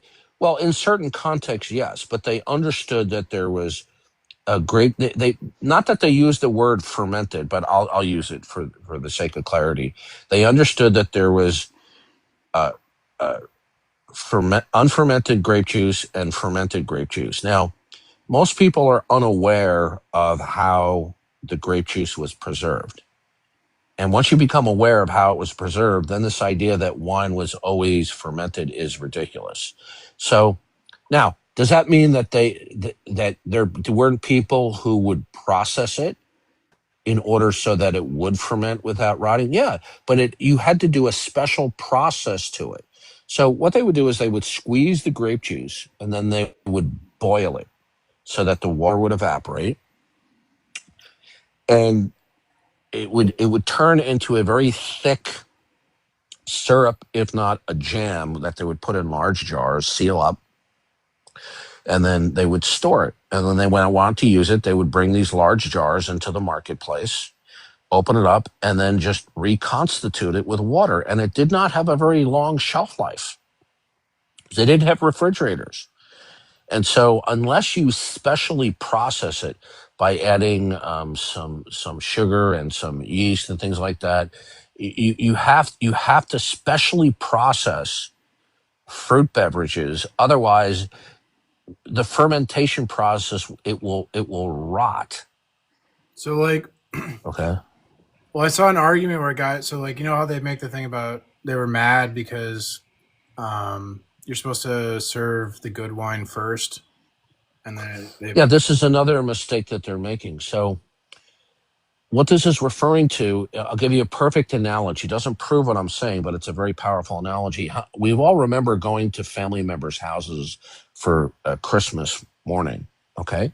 Mhm. And so the hostess of the family would tend to serve the freshest stuff first. So a lot of times, sometimes they do fresh squeezed orange juice. And when you run out of the fresh squeezed orange juice, what do? You go to the frozen concentrate. Now, I'm showing my age here because frozen concentrate orange juice, although it's very available, it's not as prevalent. Because today, when you go into the store, you get the can of Tropicana. The Tropicana today is strikingly close to fresh squeezed orange juice. But when I was a little kid, we didn't have that kind of Tropicana. What was commonly used was the frozen concentrate. And although it was okay, it was nowhere near as delicious as the fresh squeezed stuff. So what this is referring to is the Jews understood that the freshest produced fruit juice was always of a higher quality than the stuff that was much older. Then people mistake it that they're thinking, that this had to do with fermentation. Because in wine, it's like opposite, right? Where the older wine is better than the newer wine. Well, that's because of the aging process. But if you go into my folder in my Google Drive, let me see if I didn't. I almost accidentally deleted it. Well, this guy basically made an argument for young Earth, where he was saying that God could create the universe to like appear old to us. Well, what does old look like? Right. It's the same argument that I heard a really good response to this. One response I heard is well, Adam was created as an adult, even though on the first day he was 1 day old, yet he was made as a full grown man. That's a good point. Even though he was technically 1 day old. Right. Okay, so if you go into the wine folder on the cloud drive, okay, there's a book in there that happens to be written by a late Seventh-day Adventist. But the book was so good that Robert Teachout, who wrote his doctoral dissertation on wine in the Old Testament and the Near East, endorsed the book, even though he gave a caveat about his Adventism. The name of the book is called Wine in the Bottle by Samuel Bacciocchi. Yeah, my pastor, we do grape juice. Yeah. So there's no reason to believe that Jesus created fermented grape juice. Okay. But I was really trying to ask about, like, could he, I don't know. So, like, they say it looks like the stars are millions, whatever, billions of years away. He doesn't. This guy doesn't understand what he's talking. How does looking at the star? How does it look like it's old? But you know how you do the argument about because the light year is the distance the light has to travel, I suppose. We don't know how fast light travels in space. You make that argument, right? But couldn't we also argue that God could just create it where, like, it's that far away, but the light's hitting us because he made it that way? No. That is far less plausible when you actually examine it. So the speed of light, a lot of people think the speed of light is determined and dictated by the photon itself. But it may very well be the case that the speed of objects, including photons, is not entirely determined by the photon itself, but by the rate of causation within the parameters of space-time where you are. So we already know in time dilation that identical clocks will operate at different speeds when one remains on Earth and one goes into space orbiting, let's say, like in a space station. So the rate of causation changes. So it may very well be the case that also another thing is there's the and I'm probably going to botch the terminology on this, but it's the asynchronous concept of the speed of light, where light could be nearly instantaneous one way and then 600,000 kilometers round trip. Light cannot be measured in a one-way direction. Yeah, I remember you were talking about this before. Yeah. So you think that's a better argument than saying he made it look old or appear old? No, because then we're not. How shall I put it to you? Then how shall I put it? You know who's really good on this is listening to Jason Lyle discuss the issue of starlight. He's absolutely fantastic. He's an astronomer. He's a Christian astronomer, and he's also a biblical presuppositionalist. And he talks about the idea is that the speed of light could be unimaginably times faster than anything we conceive of. Yet, look, you have to remember this. Everything that we do and say in the world, we're thinking and invoking models. Yeah. Okay, if I say to you, it's raining outside or it's snowing, I'm invoking a model, right? Oh, like we talk about that we have certain success with, chemical reactions and calculations. We're invoking a model. Because we have been so successful in many scientific areas, it tends to go to people's heads thinking that therefore all scientific models have equal authority and credibility. Well, that's simply not true. So the point is, what if it's the case that the rate of causation is by orders of magnitude slower in proximity to objects of large mass and away from objects of large mass, including solar systems and galaxies, the rate of causation is unimaginably fast, which would mean that the speed of photons would be unimaginably fast. Yeah. Well, another thing, Darth, is they think science is just like a neutral observer and there's no like model attached. Yeah, there is no. Yeah, it's not neutral.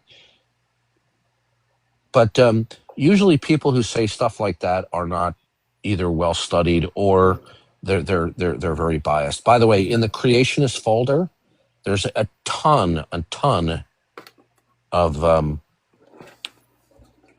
stuff refuting in an old universe and an old Earth. I never really want to do science. Skip, you don't know what you're talking about. Light cannot be measured in a one-way direction. Light is measured in a round trip. Also, the speed of light, right, could be constrained by a number of factors, either known or unknown. So, for example, I talked about the rate of causation. Right. So, for example, there's a TikTok channel and a YouTube channel called Verisitasium.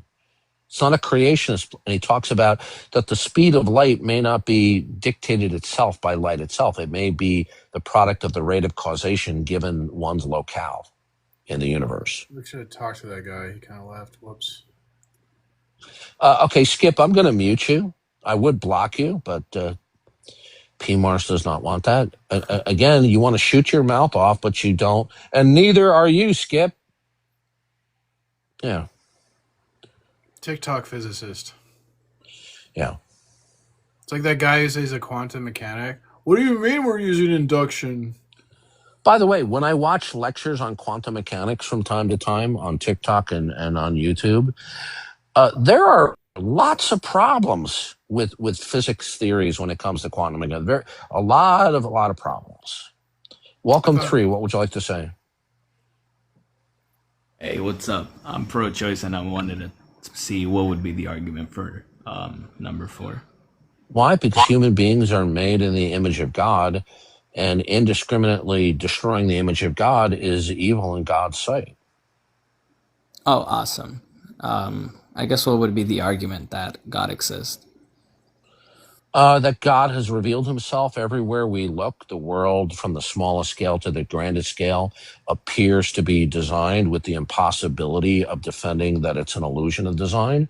And in fact, you would be utterly ignorant and utterly foolish to deny that the world appears to be designed, given the fact that dozens and dozens of atheists with PhDs in scientific disciplines all agree that the world appears to be designed, but then they go on to say that it wasn't and that it's an illusion of design. So do you subscribe that the world is an illusion of design? I don't understand what that question means, but I don't Okay, what understand. it means is you have two basic alternatives without falling into the trap of foolishness and ignorance. You either have to accept that the world appears to be designed because it is, or you're going to have to stake out that the world is an illusion of design due to an underlying mechanism. Wait, why would the first one just be because it is? I don't understand that first option. Why Yeah. is it just because it is? Okay. Listen. If you're going to try your voice sounds familiar to me. If you're going to try the usual philoso, bro, where it's just this endless. What do you mean by this? What do you mean by that? Golly gee shucks, I don't understand it. That's not what I asked. You have two options. Okay. The world either appears to be designed because it is designed and it was made to appear to be designed by the designer God, or you're going to reject that and you're going to have to stake out the position that the world is an illusion of design. Which of the two do you embrace? I reject the designer. So Okay, so can you explain to me, do you reject God as the ultimate precondition because of non-identification and defense of God being the first causal principle? precondition of what exactly? Morality Everything, or everything. yeah, I reject that. Okay, good. So I'm glad that you confirm that. Now, and so you're staking out the position that the world is an illusion of design. If that's the only two options you gave me, I would say yeah. Yeah, well, those are your only two options, because to say that the world is not an illusion of design, which means you couldn't talk about chemistry, physics, biology. Okay, this is why top academic atheists of all different stripes with PhDs, they all concur about this. This is utterly uncontroversial. Even the more rabid atheist scientists, and I don't mean that to be mean-spirited, agree, yeah, the world appears to be designed, but it's an illusion of design. So you have a criterion of belief where you have rejected that there is insufficient rationale and evidentiary support that the world is indicative of an ultimate single causal first principle, namely designer, God. So you're going to have to defend that there's an underlying mechanism that produces an illusion of design. Okay, do you understand that before I continue? Oh yeah, I could. Okay, now, but if you're going to talk about a mechanism that results in illusion of design, a mechanism is going to be a set of contingencies. But the contingencies themselves are either going to have to be cashed out as being absolute and eternal, or you're going to have to. Okay, so you're going to have to tell me what is absolute, what it is that cannot fail to be and fail to persist, that would then facilitate and actualize any realm of contingencies, i.e. a mechanism producing an illusion of design. So what is the absolute within your model of reality actualizing contingencies? The whole absolute actualization thing, I don't have that notion. I don't think it is. Okay, stop right there. Game over. You're done. How am I done? Because you just admitted that you don't have an identifiable absolute. Is that correct? If I don't have an absolute, what does that tell me? Yeah. When I ask you a straight question, you don't have to agree with me, but I expect a straight answer instead of a circuitous, convoluted response. Got it? Yep. Yeah. You're well practiced in giving circuitous answers, right? Awesome. Now, do you reject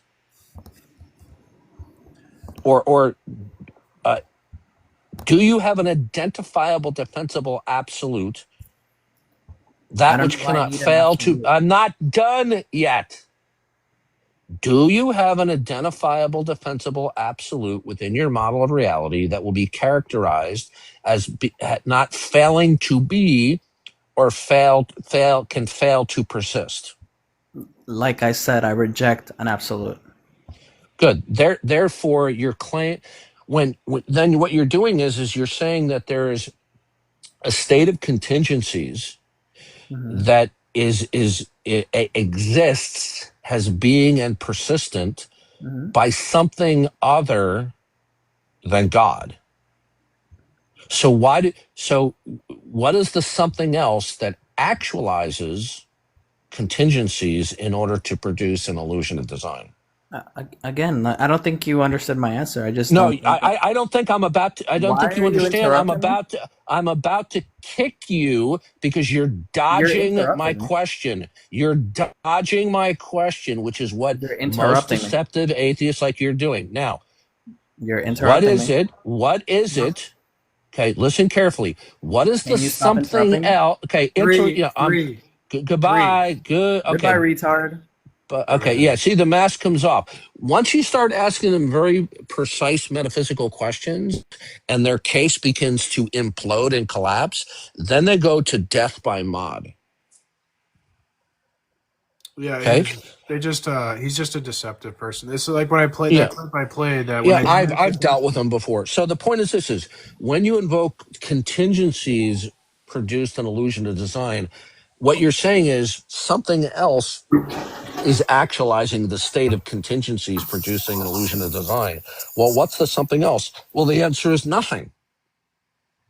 You see, your position is even worse than our position that you reject. You don't even have an identification, let alone a defense of the something else that actualizes the state of contingencies producing an illusion of design. So you have absolutely no basis to talk about contingencies being real without reference to the necessity of God, because the something else that actualizes or facilitates the contingencies, it's not there. So your position violates your own criterion of belief. Your position is irrational on your own terms. Tiffany, you've been Uh, patient. Thank you. What would you like to say? Oh, she might be AFK. your microphone is muted, Tiffany. She might have stepped away. We were talking for a while. All right, we'll go up to Biden. Yeah. Hi. Are you an I'm atheist? And how old are you? I'm 30. I'm actually a Christian, but I just wanted to ask, do you think it's possible to do 30 minutes of prayer before bed and 10 Hail Marys? All And right, you're off topic and you're trolling. Goodbye. Bye. Yeah, he's a Christian and he has Biden 28 on there. Okay. Welcome, Kyle. Hey, how you doing? Biden's not going to be alive. Are you an atheist and how old are you? I am. Yeah, you just blocked me and ran from me like 2 days ago after like 2 sentences. But I just wanted to ask about the fifth one. Science needs. Okay, bye. Why would you Look, open if like you're that? going to act like if you're going to act like little obnoxious adolescents, I'm sorry, I'm not talking to you. You would have gotten blocked, but I'm trying to be respectful to PMRs. Oh my god. I mean, the prevalence and the pervasiveness of immaturity among the skeptics, not only on TikTok but on the internet, it's just staggering the level of Darth, immaturity. that's what I'm telling you. This is mainstream. Like it's cool to be an obnoxious moron liar. Like do you notice like all the watch Pierce Morgan. Pierce Morgan's like the biggest debate show, right? It's a total dumpster fire. So that's what people think debate is just acting like a jerk. Because that's what's popular. So that's why I'm saying Biden and Kyle, you're not coming back up here again. Sorry, guys. Like we need to have better standards, but the problem is if only you and me have the standards, like the whole world is not going to care about you and me. No, they're just. That's why formal debate. That's why many instances of formal debates, they don't go anywhere because people who are deceptive and evasive, they just ignore what a person says. They rarely, formulate a cogent rebuttal, and then they just yada yada yada, bloviate and filibuster. Yeah, I did 2 formal debates on the garbage PNR server, and I completely annihilated both of my opponents. Like none of them even responded to my argument. Yet all the judges in the audience vote against me. And it's just like a popularity contest. Well, that's because although there's a lot of weirdos among theists on the internet, there's a certain number of weirdos. Among skeptics, there's a disproportionate number of these people that are just extremely immature, regardless of their age. Welcome, Dash. Are you an atheist, and how old are you? I'm 34, man. I'm a Christian. I'm not trying to debate you. I'm a creationist too. I'm just telling you guys, like, I'm about what you guys are doing. I think that it's awesome that you guys are doing this. A lot more people need to do this. There's a lot of lies that are implanted in science. What we're doing is we're applying taught to our kids. Yeah, we're applying That's Romans reality, 1. We're and it's showing the unfortunate. bankruptcy of we're showing the bankruptcy of unbelief. Are you familiar with Their position is bankrupt. Are you familiar with presuppositional apologetics, Dash? No, elaborate on that, please. I have some videos on my channel that could actually educate you. Do you do debates? Okay. Do you do? I do. I've been hitting evolution pretty hard recently because I got really into it. I spent the past couple months like digging into it and breaking apart the fallacy that is evolution. It's a theory of assumption, and it's taught as fact. Yeah, exactly. There's a lot of like opinions that get smuggled into these facts. So, but I think you should, if you're a debater and you're a Christian, you want to defend the faith, you should look into presuppositional apologetics, or it's called the transcendental argument for God. Not only is it like logically superior to all the other arguments, it's biblical and it actually proves Jesus. It doesn't just say like some God exists, which is like what an evidentialist argument would do. I try to, when I do my debates with people, I try not to do it from a biblical perspective and just do it more of a dismantling of the alleged evidence that they're presenting. You're ignoring your greatest strength. As a Christian, you have Jesus and you have revelation. But these people don't understand, man. Well, you're approaching it from an evidentialist point of view, that they're just lacking certain information. Well, they might be, but even if they had sufficient, just that premise. You're not understanding. They will special plead their way out of it. So that is not to say that we shouldn't use evidential arguments, but evidential arguments have to be properly constructed to be biblical. That either the world is emblematic and revelatory of ultimate intentional design or not. Notice the dichotomy. Most evidentialists will present creationism as the best explanation among others. The biblical approach is that the world revealing God, the world indicating God or ultimate intentional design is the only rational option, and that there is no other viable option. The other option is for them to argue, which they do routinely, that the world is an illusion of design. See, this goes right back to Romans 1. So you don't have to give up. Let me just say this. You don't have to give up giving information and statistics about how finely tuned everything is, but it has to be presented correctly. Think about St. Not Paul. abductively. Yeah. When St. Paul went to Athens to talk to the philosophers, he wasn't like, hey guys, look, if we just pile up these evidences and facts, God probably exists. It probably exists, guys. No, he goes, God has revealed himself. Oh. You're sinners. You need to repent. Yeah, so you can present all of these fine-tuned evidences, but you have to present it saying these things are emblematic and indicative of ultimate intentional design with the rational impossibility of its denial via the claim of an illusion of design.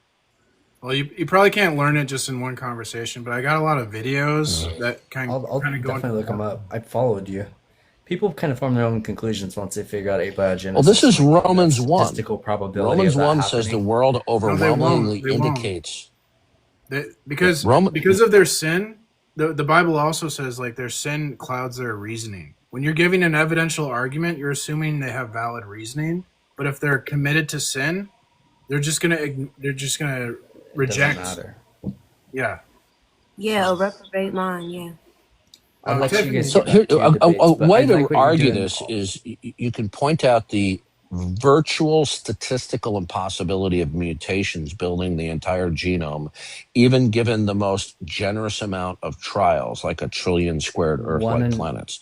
That would like yeah. 1 in So 10 what you for some say is, if you're going to reason by probability on a daily basis, including scientifically, you're going to have to abandon evolution. We're not falsifying evolution by a probabilistic argument, but we're saying is No, natural you can't selection have your exists. cake and eat it too. If you're going to reason statistically and probabilistically, then you have to abandon evolution in that mutations through survival events building the entire genome of the animal kingdom with just mind-boggling level of intricacies is if you're ludicrous when crazy one does improbable reason rate. probabilistically. Yeah, facts.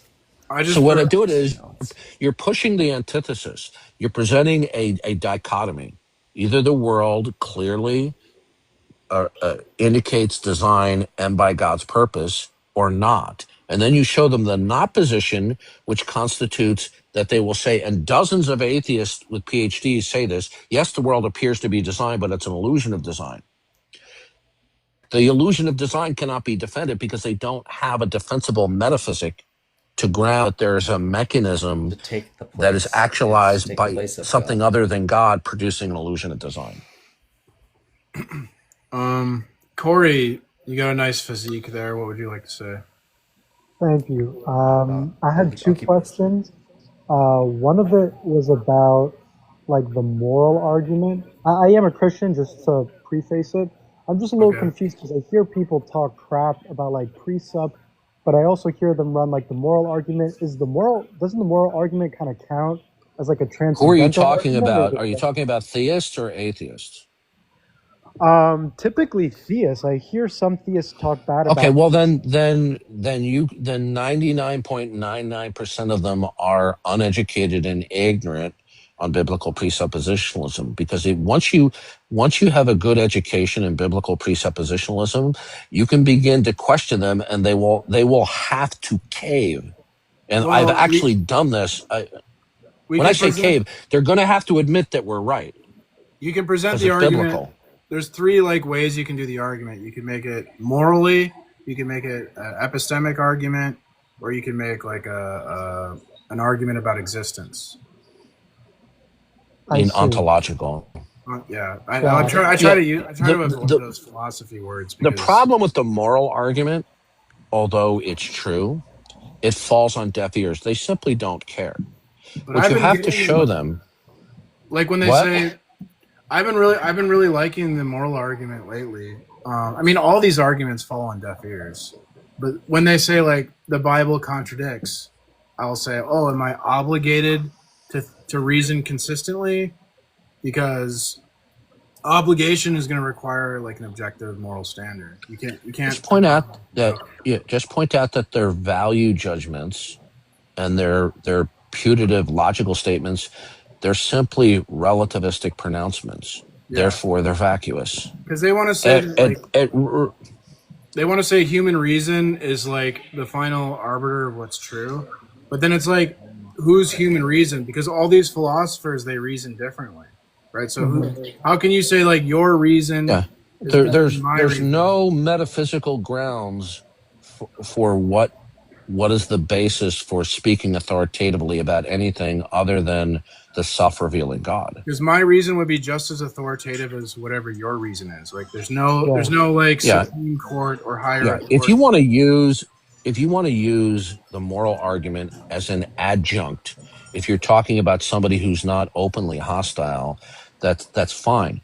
But it should be an adjunct argument. What you need to show is this: without the self-revealing triune God who reveals himself in creation, through the prophets, ultimately in Jesus Christ, as the single causal first principle, the creator and the sustainer of everything, then there is no basis to talk about coherence and intelligibility in the world, because this requires fundamental parameters of unity. Dude, something In order weird to just talk, happened. Do you remember that Ouroboros guy, Darth? The Ouroboros guy? The New Age Christian? yeah. I just got a warning that I need to remove him from the panel, but he was on like an hour ago. Like, what the heck? TikTok is glitchy. I guess it's a glitch. I don't know. All right. Well, Yeah, thank get you a for answering. get a copy of Every Believer Confident. Okay, get a That copy of that book, Every every Believer believer Confident. confident. Okay, I'll check that out. Yeah, And one And last I've got question before I go. I've got educational videos on the argument too on my channel. If you want to check that out, they're like 5-minute videos that explain. yeah. What's the name of your Hey, could I channel? ask a The question about PMARS. The number In PMARS. a second, John. Okay. Yeah, my last question before I go, it's just kind of like opinion based.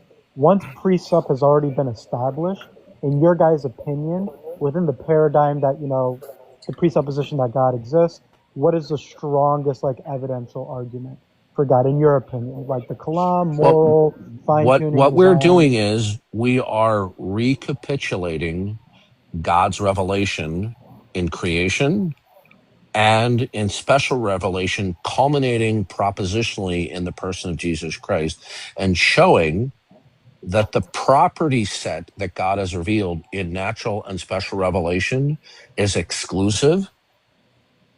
There is no other worldview can have the property set of the God of the Bible, and the property set of the God of the Bible is indispensable as a foundation to ground truth, reason, and intelligibility about the world. If the unbeliever rejects the representation of God's Yeah, Darth. revelation, But he was asking about evidentialism. So, but no, what well, I would say, what I would you say can is talk that about the world that reveals God with the well, impossibility of its denial. what I would say is like an evidentialist approach is like surface level, because when we're talking about God, so before we get to evidence, we have to assume things are true, like a foundation. So you start with a foundational assumption, and then you get evidence, right? God is like a foundational assumption because he's God, he's the creator, designer. So he's the foundation. So when we're talking about evidences, that's going to be surface level, right? And that doesn't really get the surface level doesn't get to like God. We got to talk about the foundations to prove God. Okay. You need to read that book, and then when you get done to it, get a copy of The Objective Proof for Christianity. Okay, What was the read first that name of the after book you. again? I'm sorry. The first one was Every Believer Competent, and the second one is called The Objective Proof for Christianity. What you want to do is, we're not debating facts; we're debating the coherence and defensibility of the clash of worldviews. And Hey, if you Darth add, Dawkins, Darth Dawkins, you're a bitch, and I'll slap the fuck out of your mom and you fucking bitch. so if you add me on Discord, I can help you with reading material. If you, I don't know, do you have Discord? If you add Electric Bike Jesus, it's not really a good name, but Electric Bike Jesus, I can help you with reading material if you want. All right. Yeah, I have it on my laptop, so I'll probably add you in a bit. So thank you guys for answering the questions. Yeah, you're welcome. No problem. God bless you. I almost didn't add him because of his profile picture. I thought that was gonna like Darth Yeah, was kind of gay.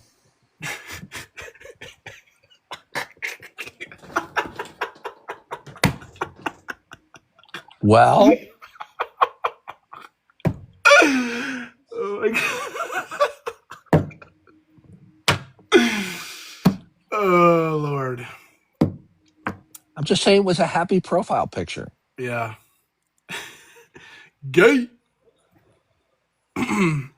That's amazing. Beta. By the way, you just proved positive that you're single.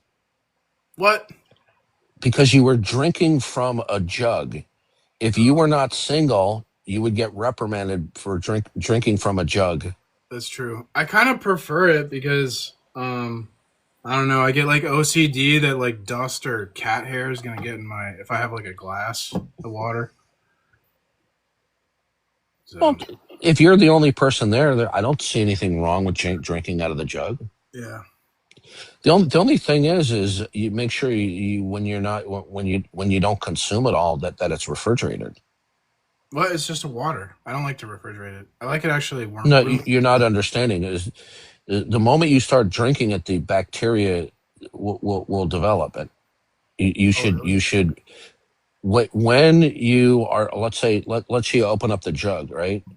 Just don't let it sit around all day. If you're not going to be using it soon, you should refrigerate it. Because refrigeration retards the growth of bacteria. Yeah, you gotta be careful with that word, even though I know you used it. I don't know. It just that makes me nervous. But I agree though. I have OCD, so like I can't just leave anything out. I have to like refrigerate. I'm real ticky about that stuff. Like some people, like they like leave food out. I'm real like.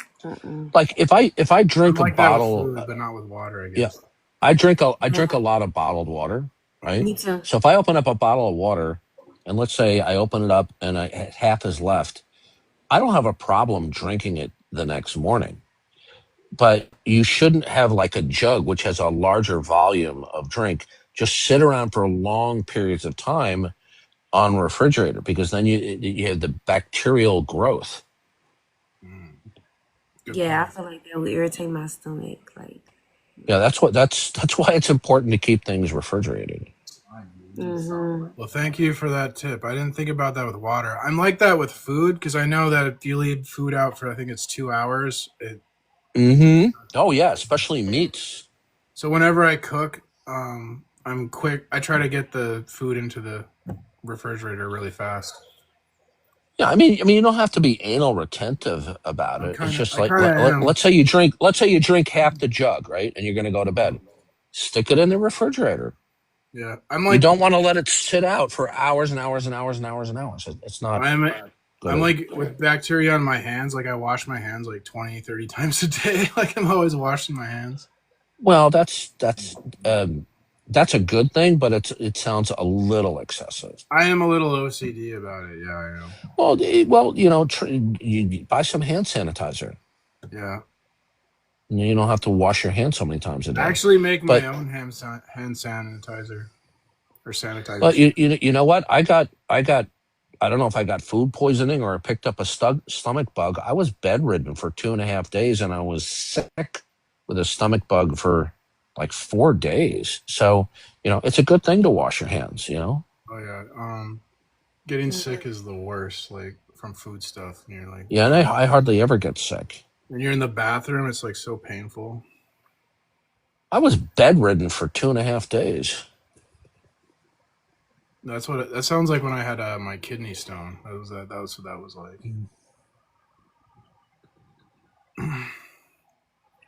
Well, so people have to understand is you can talk about evidences that's fine. Like you can talk about the fine tuning of this and fine tuning of that, indicating design, but you must not present it abductively that it's an inference to the best explanation. You need to say this is indicative of design because God purposed it to indicate design with the rational impossibility of defending that it's an illusion of design. Notice immediately when I confronted that guy with defending it's an illusion of design, how does he account for contingencies that are real by virtue of something else that's not God? And he, right then and there, he imploded and decided to do death by mod. So when Darth says like we shouldn't present the existence of God as like an abductive proof, he's saying we shouldn't say that it's like the best explanation among a bunch of others. Because as soon as we go, well, God probably exists, or God 99% God exists, they can go, oh well, I'm going to go with the 1% that doesn't exist.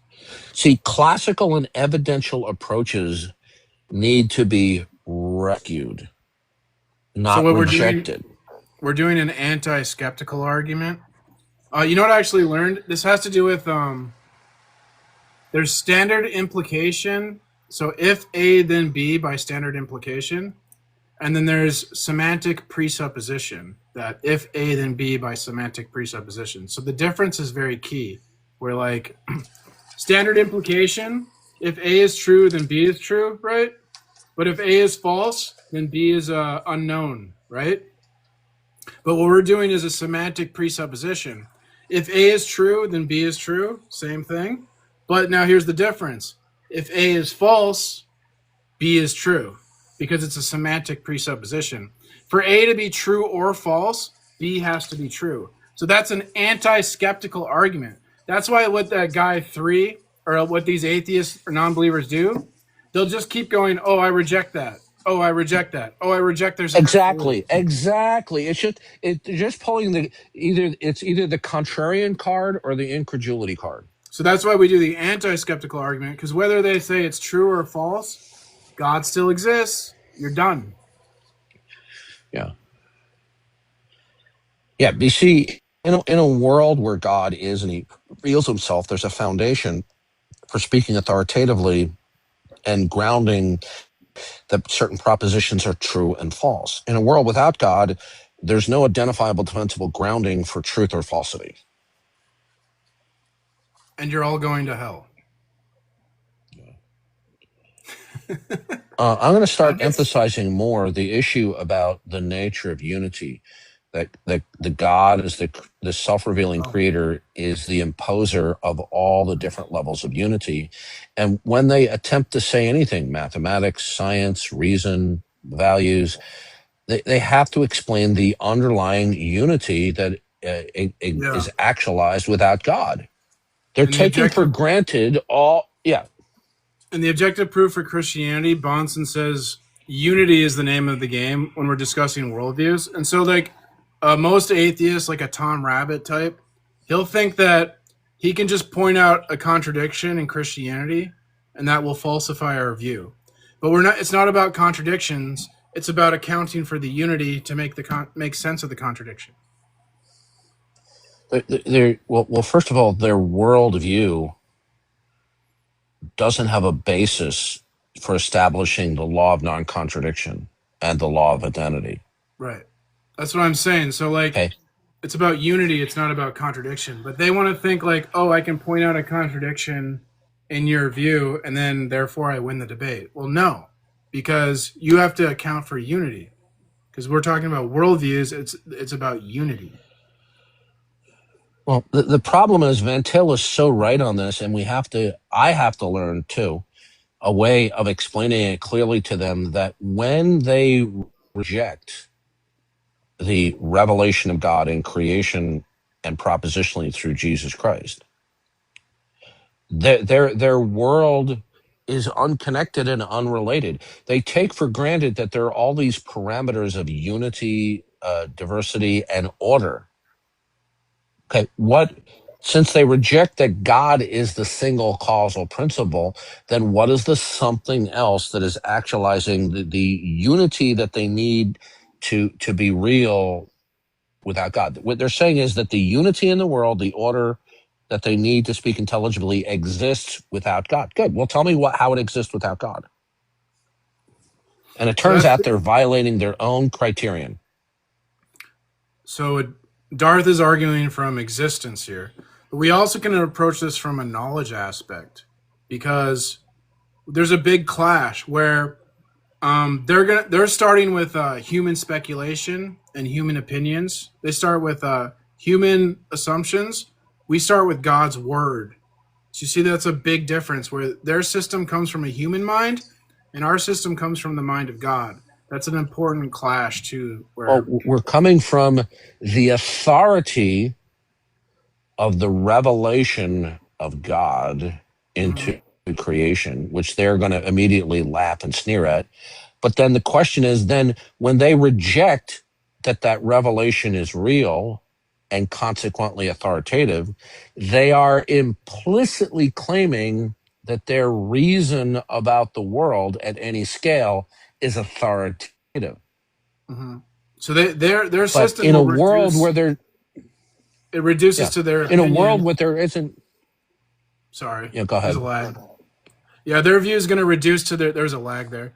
Their views reduces to their opinion. Our view reduces to the actual source of truth and existence.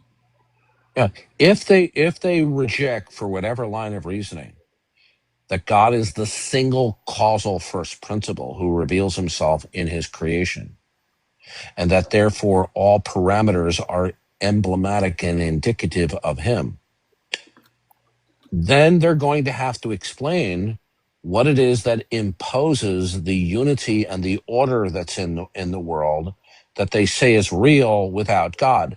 Notice that guy, and I'm redundant here, when I confronted him that he can't just say, well, there are these contingencies, because the contingencies cannot be said to exist non-vacuously unless there's an girding absolute, something that cannot fail to be, cannot fail to persist, that facilitates or actualizes the contingencies, producing an illusion of design. So why do these contingencies exist without necessity of God? And you'll notice he had nowhere to go. That's why he did death by mod. I'm going to mute Executionist. He is repeatedly trolled. Okay. Dude, I saw him on a Bye, live Execution. today. I almost thought about recruiting it. The live was called like Quantum Healing, right? Quantum Healing. Come up for a free healing session. Quantum Healing. And so Executionist joins this panel, and this guy starts going like, "Are you receiving my energy? Was he on camera? I'm healing you." Yeah. It's called Quantum Healing or something like that. It was the most Well, bizarre crap. he's look. He has a long history of trolling, and if he actually had the courage of his convictions, and that he had intellectual superiority, he wouldn't resort to this repeated trolling. Executionist, were you trolling the Quantum Healing guy, or did you actually believe that? I muted him. No, he's a known troll. He troll. Yeah, he's in my chat all the time. But I was just shocked to see him. Maybe he was trolling. He was probably trolling that guy. I don't know. Yeah. But sometimes I think these people are so nuts. They actually believe in quantum healing and quantum whatever. You just put a science buzzword and they believe it or something. It seems how it works.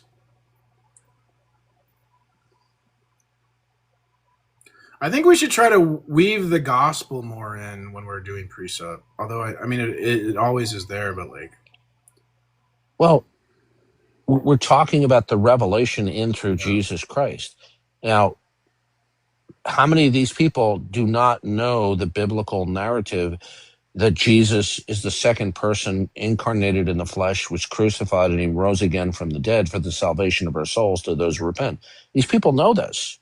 Yeah, but I'll do stuff like when they start being deceptive or ignoring the argument. Also, I'll bring up like how sin clouds their reason, and that they don't need more evidence. Well, they need more forgiveness. They're operating from the principle of their autonomous thinking, that they're autonomous operators, right? And that they will refuse anything pro or indicating God's revelation to be true because they don't want to give up their vacuous autonomy. But they cannot justify their autonomy. If they don't believe they're a sinner, they're not going to be receptive to precept, I'm thinking. Well, we can just show them that we have to push the antithesis, as Van Til would say, that we present the revelation of God in basic terms and saying, when you do not accept it, you're making an implicit counterclaim. That's why they always go, what's the argument for that? What's not, you didn't prove it. They're not offering a rebuttal. See, this Mark Allen guy in the chat, he's doing what I talked about. He's like, he thinks he can point out a contradiction in the Bible and that like somehow makes precept. Hey, Mark, come on up. I'll be glad to talk with you. Come on up, Mark. I sent you an invite. I had 2 long talks with him recently. He's goofy. Every Bible contradiction that I have been presented with that I've investigated has evaporated. Okay? So, Mark, are you really committed that if contradictions are in the Bible, therefore that vitiates the Bible? No. Okay, then why are you bringing up alleged contradictions then, if contradictions don't Because matter? you guys said that the Bible is 100% true, and there's clear and apparent contradictions in the Bible. Okay, you just contradicted yourself. Do you know what vitiate means? It means to make null and void. Okay? You're saying that's not what I'm trying to do. your position is that the alleged internal contradictions nullifies the Bible as speaking authoritatively. Is that correct? No, that's the second time I've said that. Then why are you bringing if contradictions don't nullify the Bible being authoritative in terms of its overall narrative, then why are you bringing it up? Because the first point on the debate is that the Bible is 100% true, and it's not 100% true if there are contradictions. Right. Yeah. Okay. This is going right over your head, right? Because when you say it's not 100% true, that is the equivalent of saying it does not speak authoritatively. Okay. I mean, if that's how you want to take it. No, that's not how I want to take it. And now you're being obnoxious and rude like a little teenager. When it's you funny say that it's you don't not want to actually talk true, about the contradictions. All right. Okay. Bye. Because you know they exist. Okay. All right. Good. Yeah. When you want to be in a little obnoxious 14-year-old trapped in a 30-year-old body, then we're done with you. You see, notice the distinction without a difference. When I talk about saying that the alleged Bible contradictions that they bring up render the Bible as not being authoritative, he says, oh, no, that's not the problem. He says, what the problem is, the alleged contradictions mean that the Bible's not 100% true. Well, that's a distinction without a difference. It's playing word games. It's like an intentional dishonesty. Yeah, it's either monumental stupidity or it's purposeful deceptiveness. He's not stupid. I talked to him about we got deep into like the weeds, and he started appealing to like Quine and naturalized epistemology. But it's like Quine himself is going to admit that on a naturalized epistemology, he would have the same epistemic justification for Homer's gods as the chair he's sitting in. So like it's just goofy. Yeah, these people are look, most of what their responses are empty rhetoric. Or like they'll appeal to paraconsistent logics as if that nullifies the law of non-contradiction. Please. But like you're still going to have the law of non-contradiction at a meta level, and then within certain contexts, conceptual contexts, you would ignore the law of non-contradiction in a context, not at a universal. Welcome, Morgan. Are you an atheist, and how old are you? I'm 44. I'm an agnostic. Okay, are you claiming that you are neutral toward God? Neutral, you mean? Yeah, agnosticism is the claim that you are not making a judgment either to the positive or negative regarding God's existence or non-existence. Yeah, and then I guess as I've gotten older, it's more like leaning towards... Okay, so let me ask you this question. Will you right now accept and affirm the necessity of God for everything? No. Okay, then you can stop calling yourself an agnostic, because you've now decided that God is not necessary to be the necessary precondition of everything. So that constitutes an indirect denial of God's necessity, which is a denial of God. Well, I mean, okay. Do you understand that an indirect denial of God is every much a denial of God as a formal or direct denial of God? You're getting really into semantics. Okay, can propositions be denied indirectly? Like, give me an example. If the police are called to your workplace and they confront you and they said, who committed the homicide? Was it Bob or Jim? Okay. And you say confirm nor Bob, deny that. if you say Bob didn't do it, you are implicating Jim. You are indirectly affirming that Jim did it, or vice versa. That's not true. That's not true. All right. Listen, that's a pretty bad example. Nate, you don't know what you're talking about. Okay. is absolutely not true. You don't. If you're not confirming something in the positive, You're not doesn't mean that you're understanding. Okay, doesn't let mean me that let me you're explain something to negating you it in the now. negative. Let me explain Not everything is something to you. binary. You don't. Yeah. Okay. Yeah, sir. Saying not everything binary does not remove from the equation that there are things that are indeed binary. Okay. The fact that True and some false things are are not binary. Hey, don't interrupt me because you're True and making false are yourself look binary, very. and you deny Interrupt me that. You're again, and I'm denying gonna. that. Okay. Goodbye. I kicked him. Goodbye. You're done. Okay. So when they sit there going, well, not everything's binary.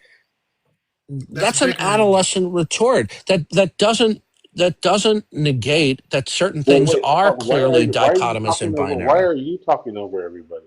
Shut up. Why? Because I'm a host and I'm a moderator. I No, kicked him. because Who's we're kicking these used to people? people being disruptive, not debating, not discussing, but people just being contrarian, being verbally disruptive, and we don't want to put up with this adolescent behavior. This I'm is not. I'm not an agnostic. I'm a militant atheist. Good. Can you tell me why God does not exist? It's obvious. How old are you, Flora? 55. wow. Okay, then you need to start responding to me like a grown adult and not like a teenager and give me a vacuous response. I want a substantive response. Tell me why there is no God. Okay, well, define God. Bye. See you later. Bye, little teenage boy trapped in an adult body. Read a dictionary and then come back to the debate. See, Isn't these maybe, I'm a militant atheist. Okay, tell me why God doesn't exist. Well, it's obvious. How is it obvious that God doesn't exist? Well, define God. I mean, this is beyond pathetic. By the way, that's the old logo of Burger King. You need to get the new logo. The new logo is much more attractive. well, here's my thing. You're either a precept king and you have it God's way, or you're a Burger King and you have it your way. But if you have it your way, then how can we Have debate? it your way. That's what they want to do. They want to have it their way, and he's requesting up again. Yeah, you know something? I know that there are theists who are embarrassing to Christianity. There's no doubt about that. I'm one of them. But no, I'm just talking about people who are weirdos and they're just emotional and they're not, embracing and advocating Christianity rationally. But the atheists are routinely irrational and uncooperative and disruptive. Well, if that's a militant atheist, I don't think we have to fear their army. Right? You try. Let Tiffany talk, Darth. She doesn't talk much. What were you gonna say, Tiffany? Just the fact that he said that he didn't believe in God, and then he said, "Well, define God." Like, why do you need a definition for?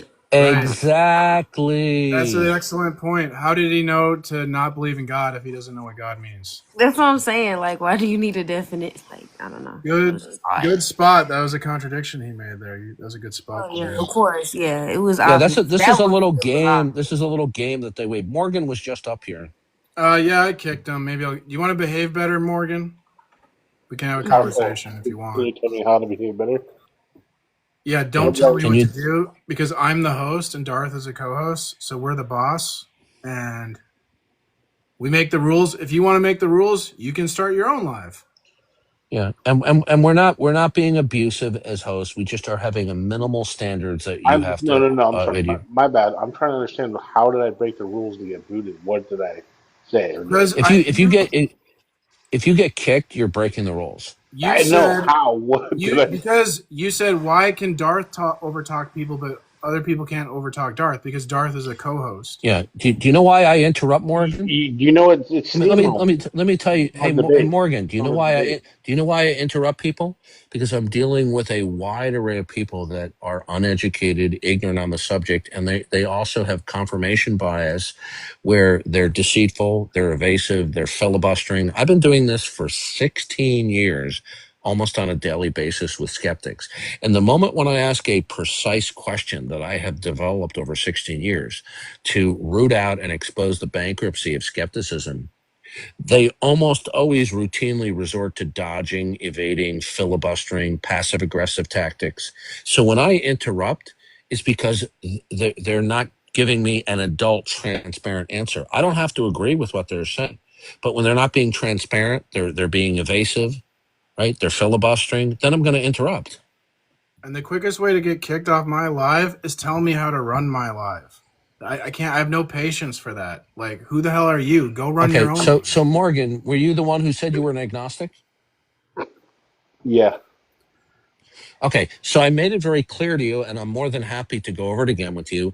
The claim or the self-identification of neutrality toward God is a false one, because God is a state of affairs, if you will, that you truly cannot be neutral about. Because if you refuse to affirm the necessity of God when speaking about the world, you will be, in effect, denying the necessity of God when speaking about the world without reference to the necessity of God. So that will be an indirect denial of God.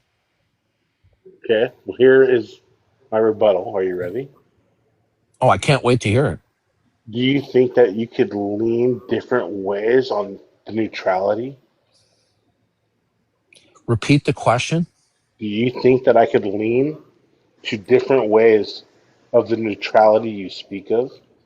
That's a question, not a rebuttal. There is. I can go No, to either side. Listen, hold on, let me finish. we're talking about God Hold here. on. Yes, exactly. As an agnostic, you said Okay, that. you're not. You're not getting this. You're Listen, literally not I'm getting this. going. Is Listen, God listen. is God characterized? As we, as Let not me finish. as being Is neutral, as God being lit. characterized as Oh the my God! You necessary won't. Why won't you let me precondition? finish? Hey, Goodbye. Good. I can't even finish. He just blocked himself. Am I allowed to finish? Bro, I gave you a second chance. Damn. That's why I instantly kick people that tell. Oh, you did you kick yourself, Darth?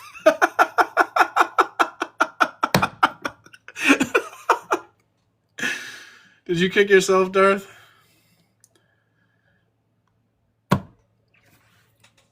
Them a second chance, and they just go back to their old ways. That's why yeah. What they try to do is they try to argue that because you can be neutral towards some propositions, therefore neutrality toward God is viable. No, that's a fallacy. That's why it's like those people that want to tell you how to run your live. It's like they're not even worth talking to. Like that's so stupid. Look at that. David just said Darth just force choked himself. That's a good one, David. David, I got to give it to you. That was good. That was excellent, David. That's pretty good. I love Star Wars. That was good. I like that. Yeah. Yeah, you can mock. See, Darth doesn't mind people making fun of him if it's like good fun. And Darth, people have such a misconception of who Darth is. You know what I love most. Just to let you know, I blocked Forrest Mendez. Okay. That's fine if you want to block him. He's wild. He's wild.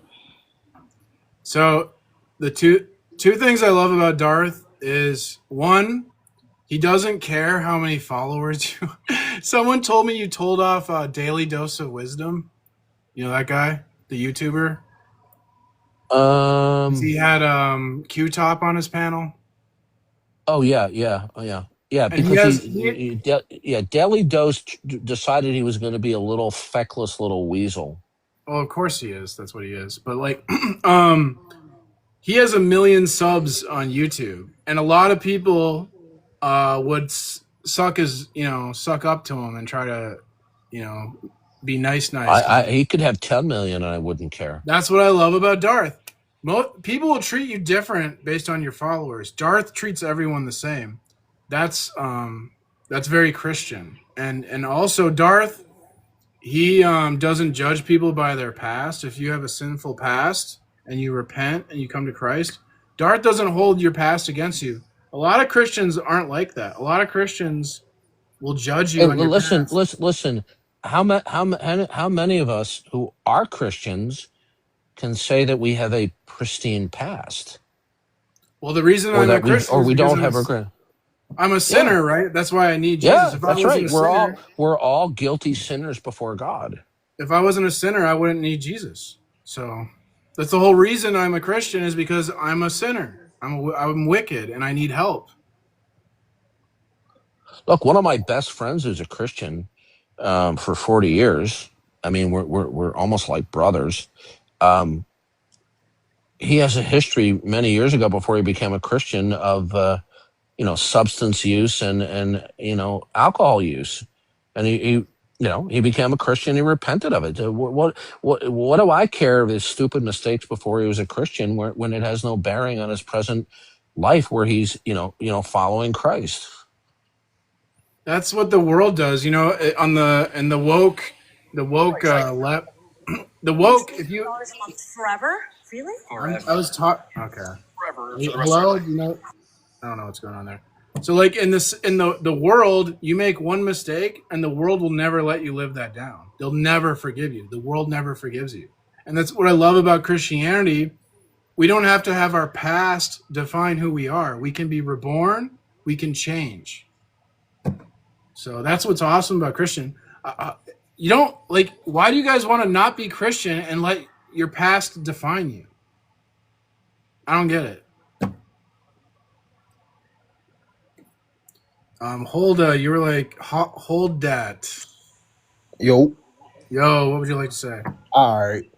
The Bible is 100% true. Denying the Bible is irrational. Why do you feel so strongly about denying the Bible is irrational?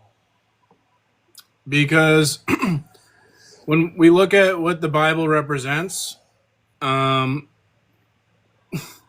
because then if you deny the biblical model of reality as it has been revealed by God through creation and propositionally in the New Testament, when you reject that worldview, when you therefore start speaking, you forfeit the ability to speak authoritatively about anything, and consequently everything you say hereafter will just simply be relativistic, which means it's without ultimate meaning.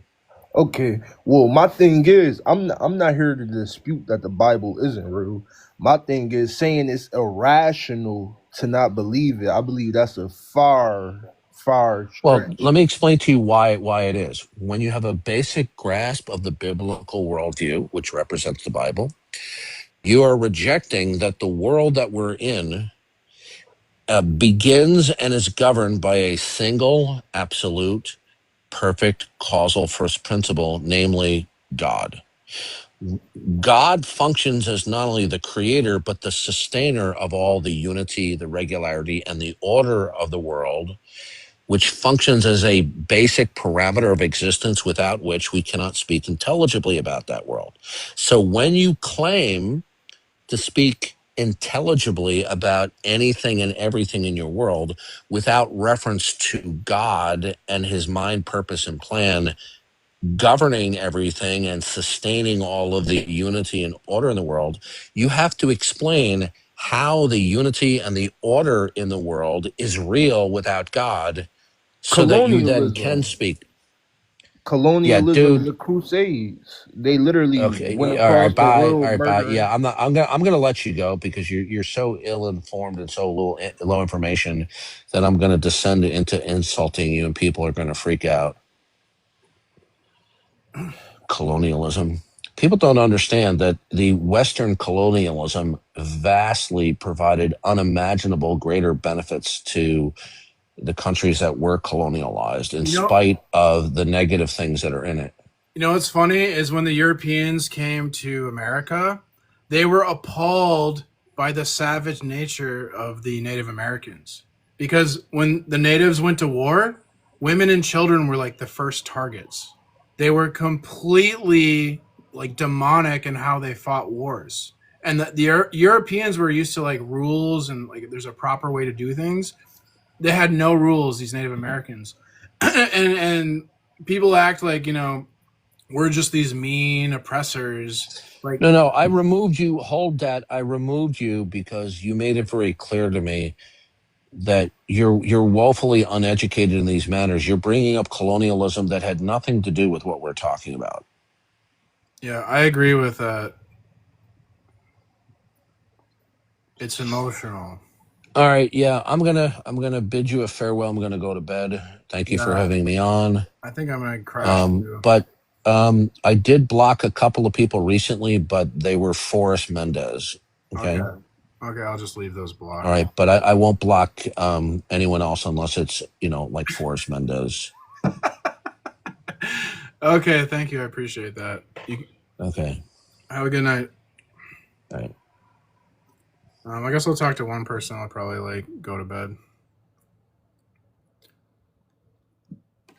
Or is there more people requesting? Welcome. Hi. Hello. I had a question about number 3. Okay. If you could just explain it a little bit more to me. So there's a bunch of atheists that says the Old Testament endorses slavery, right? But that's a lie because the Mosaic Law, it functions as a unit to restrain abuse and protect vulnerable people. So you couldn't have oppression and you couldn't be cruel, so there wouldn't be slavery. Because slavery is oppressive. Is there slavery in ancient Israel? Is that still happening? Are you joking? Ancient Israel I'm not doesn't joking. exist. I know I sound stupid, but I'm not joking. Ancient Israel doesn't exist. It's in the ancient past, and there was no slavery. The institution of slavery was virtually unheard of. Oh, okay. I'm sorry. I didn't know. I was just trying to educate myself. Are you African American? To debate or anything. When I go on to the debate of TikTok, I'm trying to learn. I'm not here to argue with you or anything like that. I'm just trying to be here to learn things. Yeah. Well, the reason slavery ended was because of Christianity. The idea that we're all made in God's image, we all have value. Human life is sacred. Humans deserve dignity. That all comes from Scripture. So when we ignore our faith, we see what happens in the world is everything's crumbling. It's going to hell. Well, thank you. You have a good night, okay? Okay, you too. Thank you. Bye. Hey, Adrian. It's probably ending the stream. I'm at 3 hours in. I was gonna say, brother, you've been at this all day. When do you go to sleep? Just rest to be still. It's okay. Yeah, I don't know. Sometimes I get insomnia and then it's just not doing anything, so I go live. I understand. I used to struggle with that a lot too. And yeah, I'm sorry you have that. Yeah. Oh, thanks for encouraging the brethren. That's cool. You're a Christian, right? I am, yeah. Right on. Are you? Oh yeah, of course. All right, just making sure. It was fun earlier in the live today with you. And I made a new friend from it too. We had a great conversation afterwards. So. Oh really? That's cool. Yeah. Bring people together. Absolutely. That's what we're supposed to do. Okay. Well, I'm really hungry and getting tired. Okay. You get some good sleep, okay? Okay. It's nice to meet you. All right. Nice to meet you too. Good night. Good night.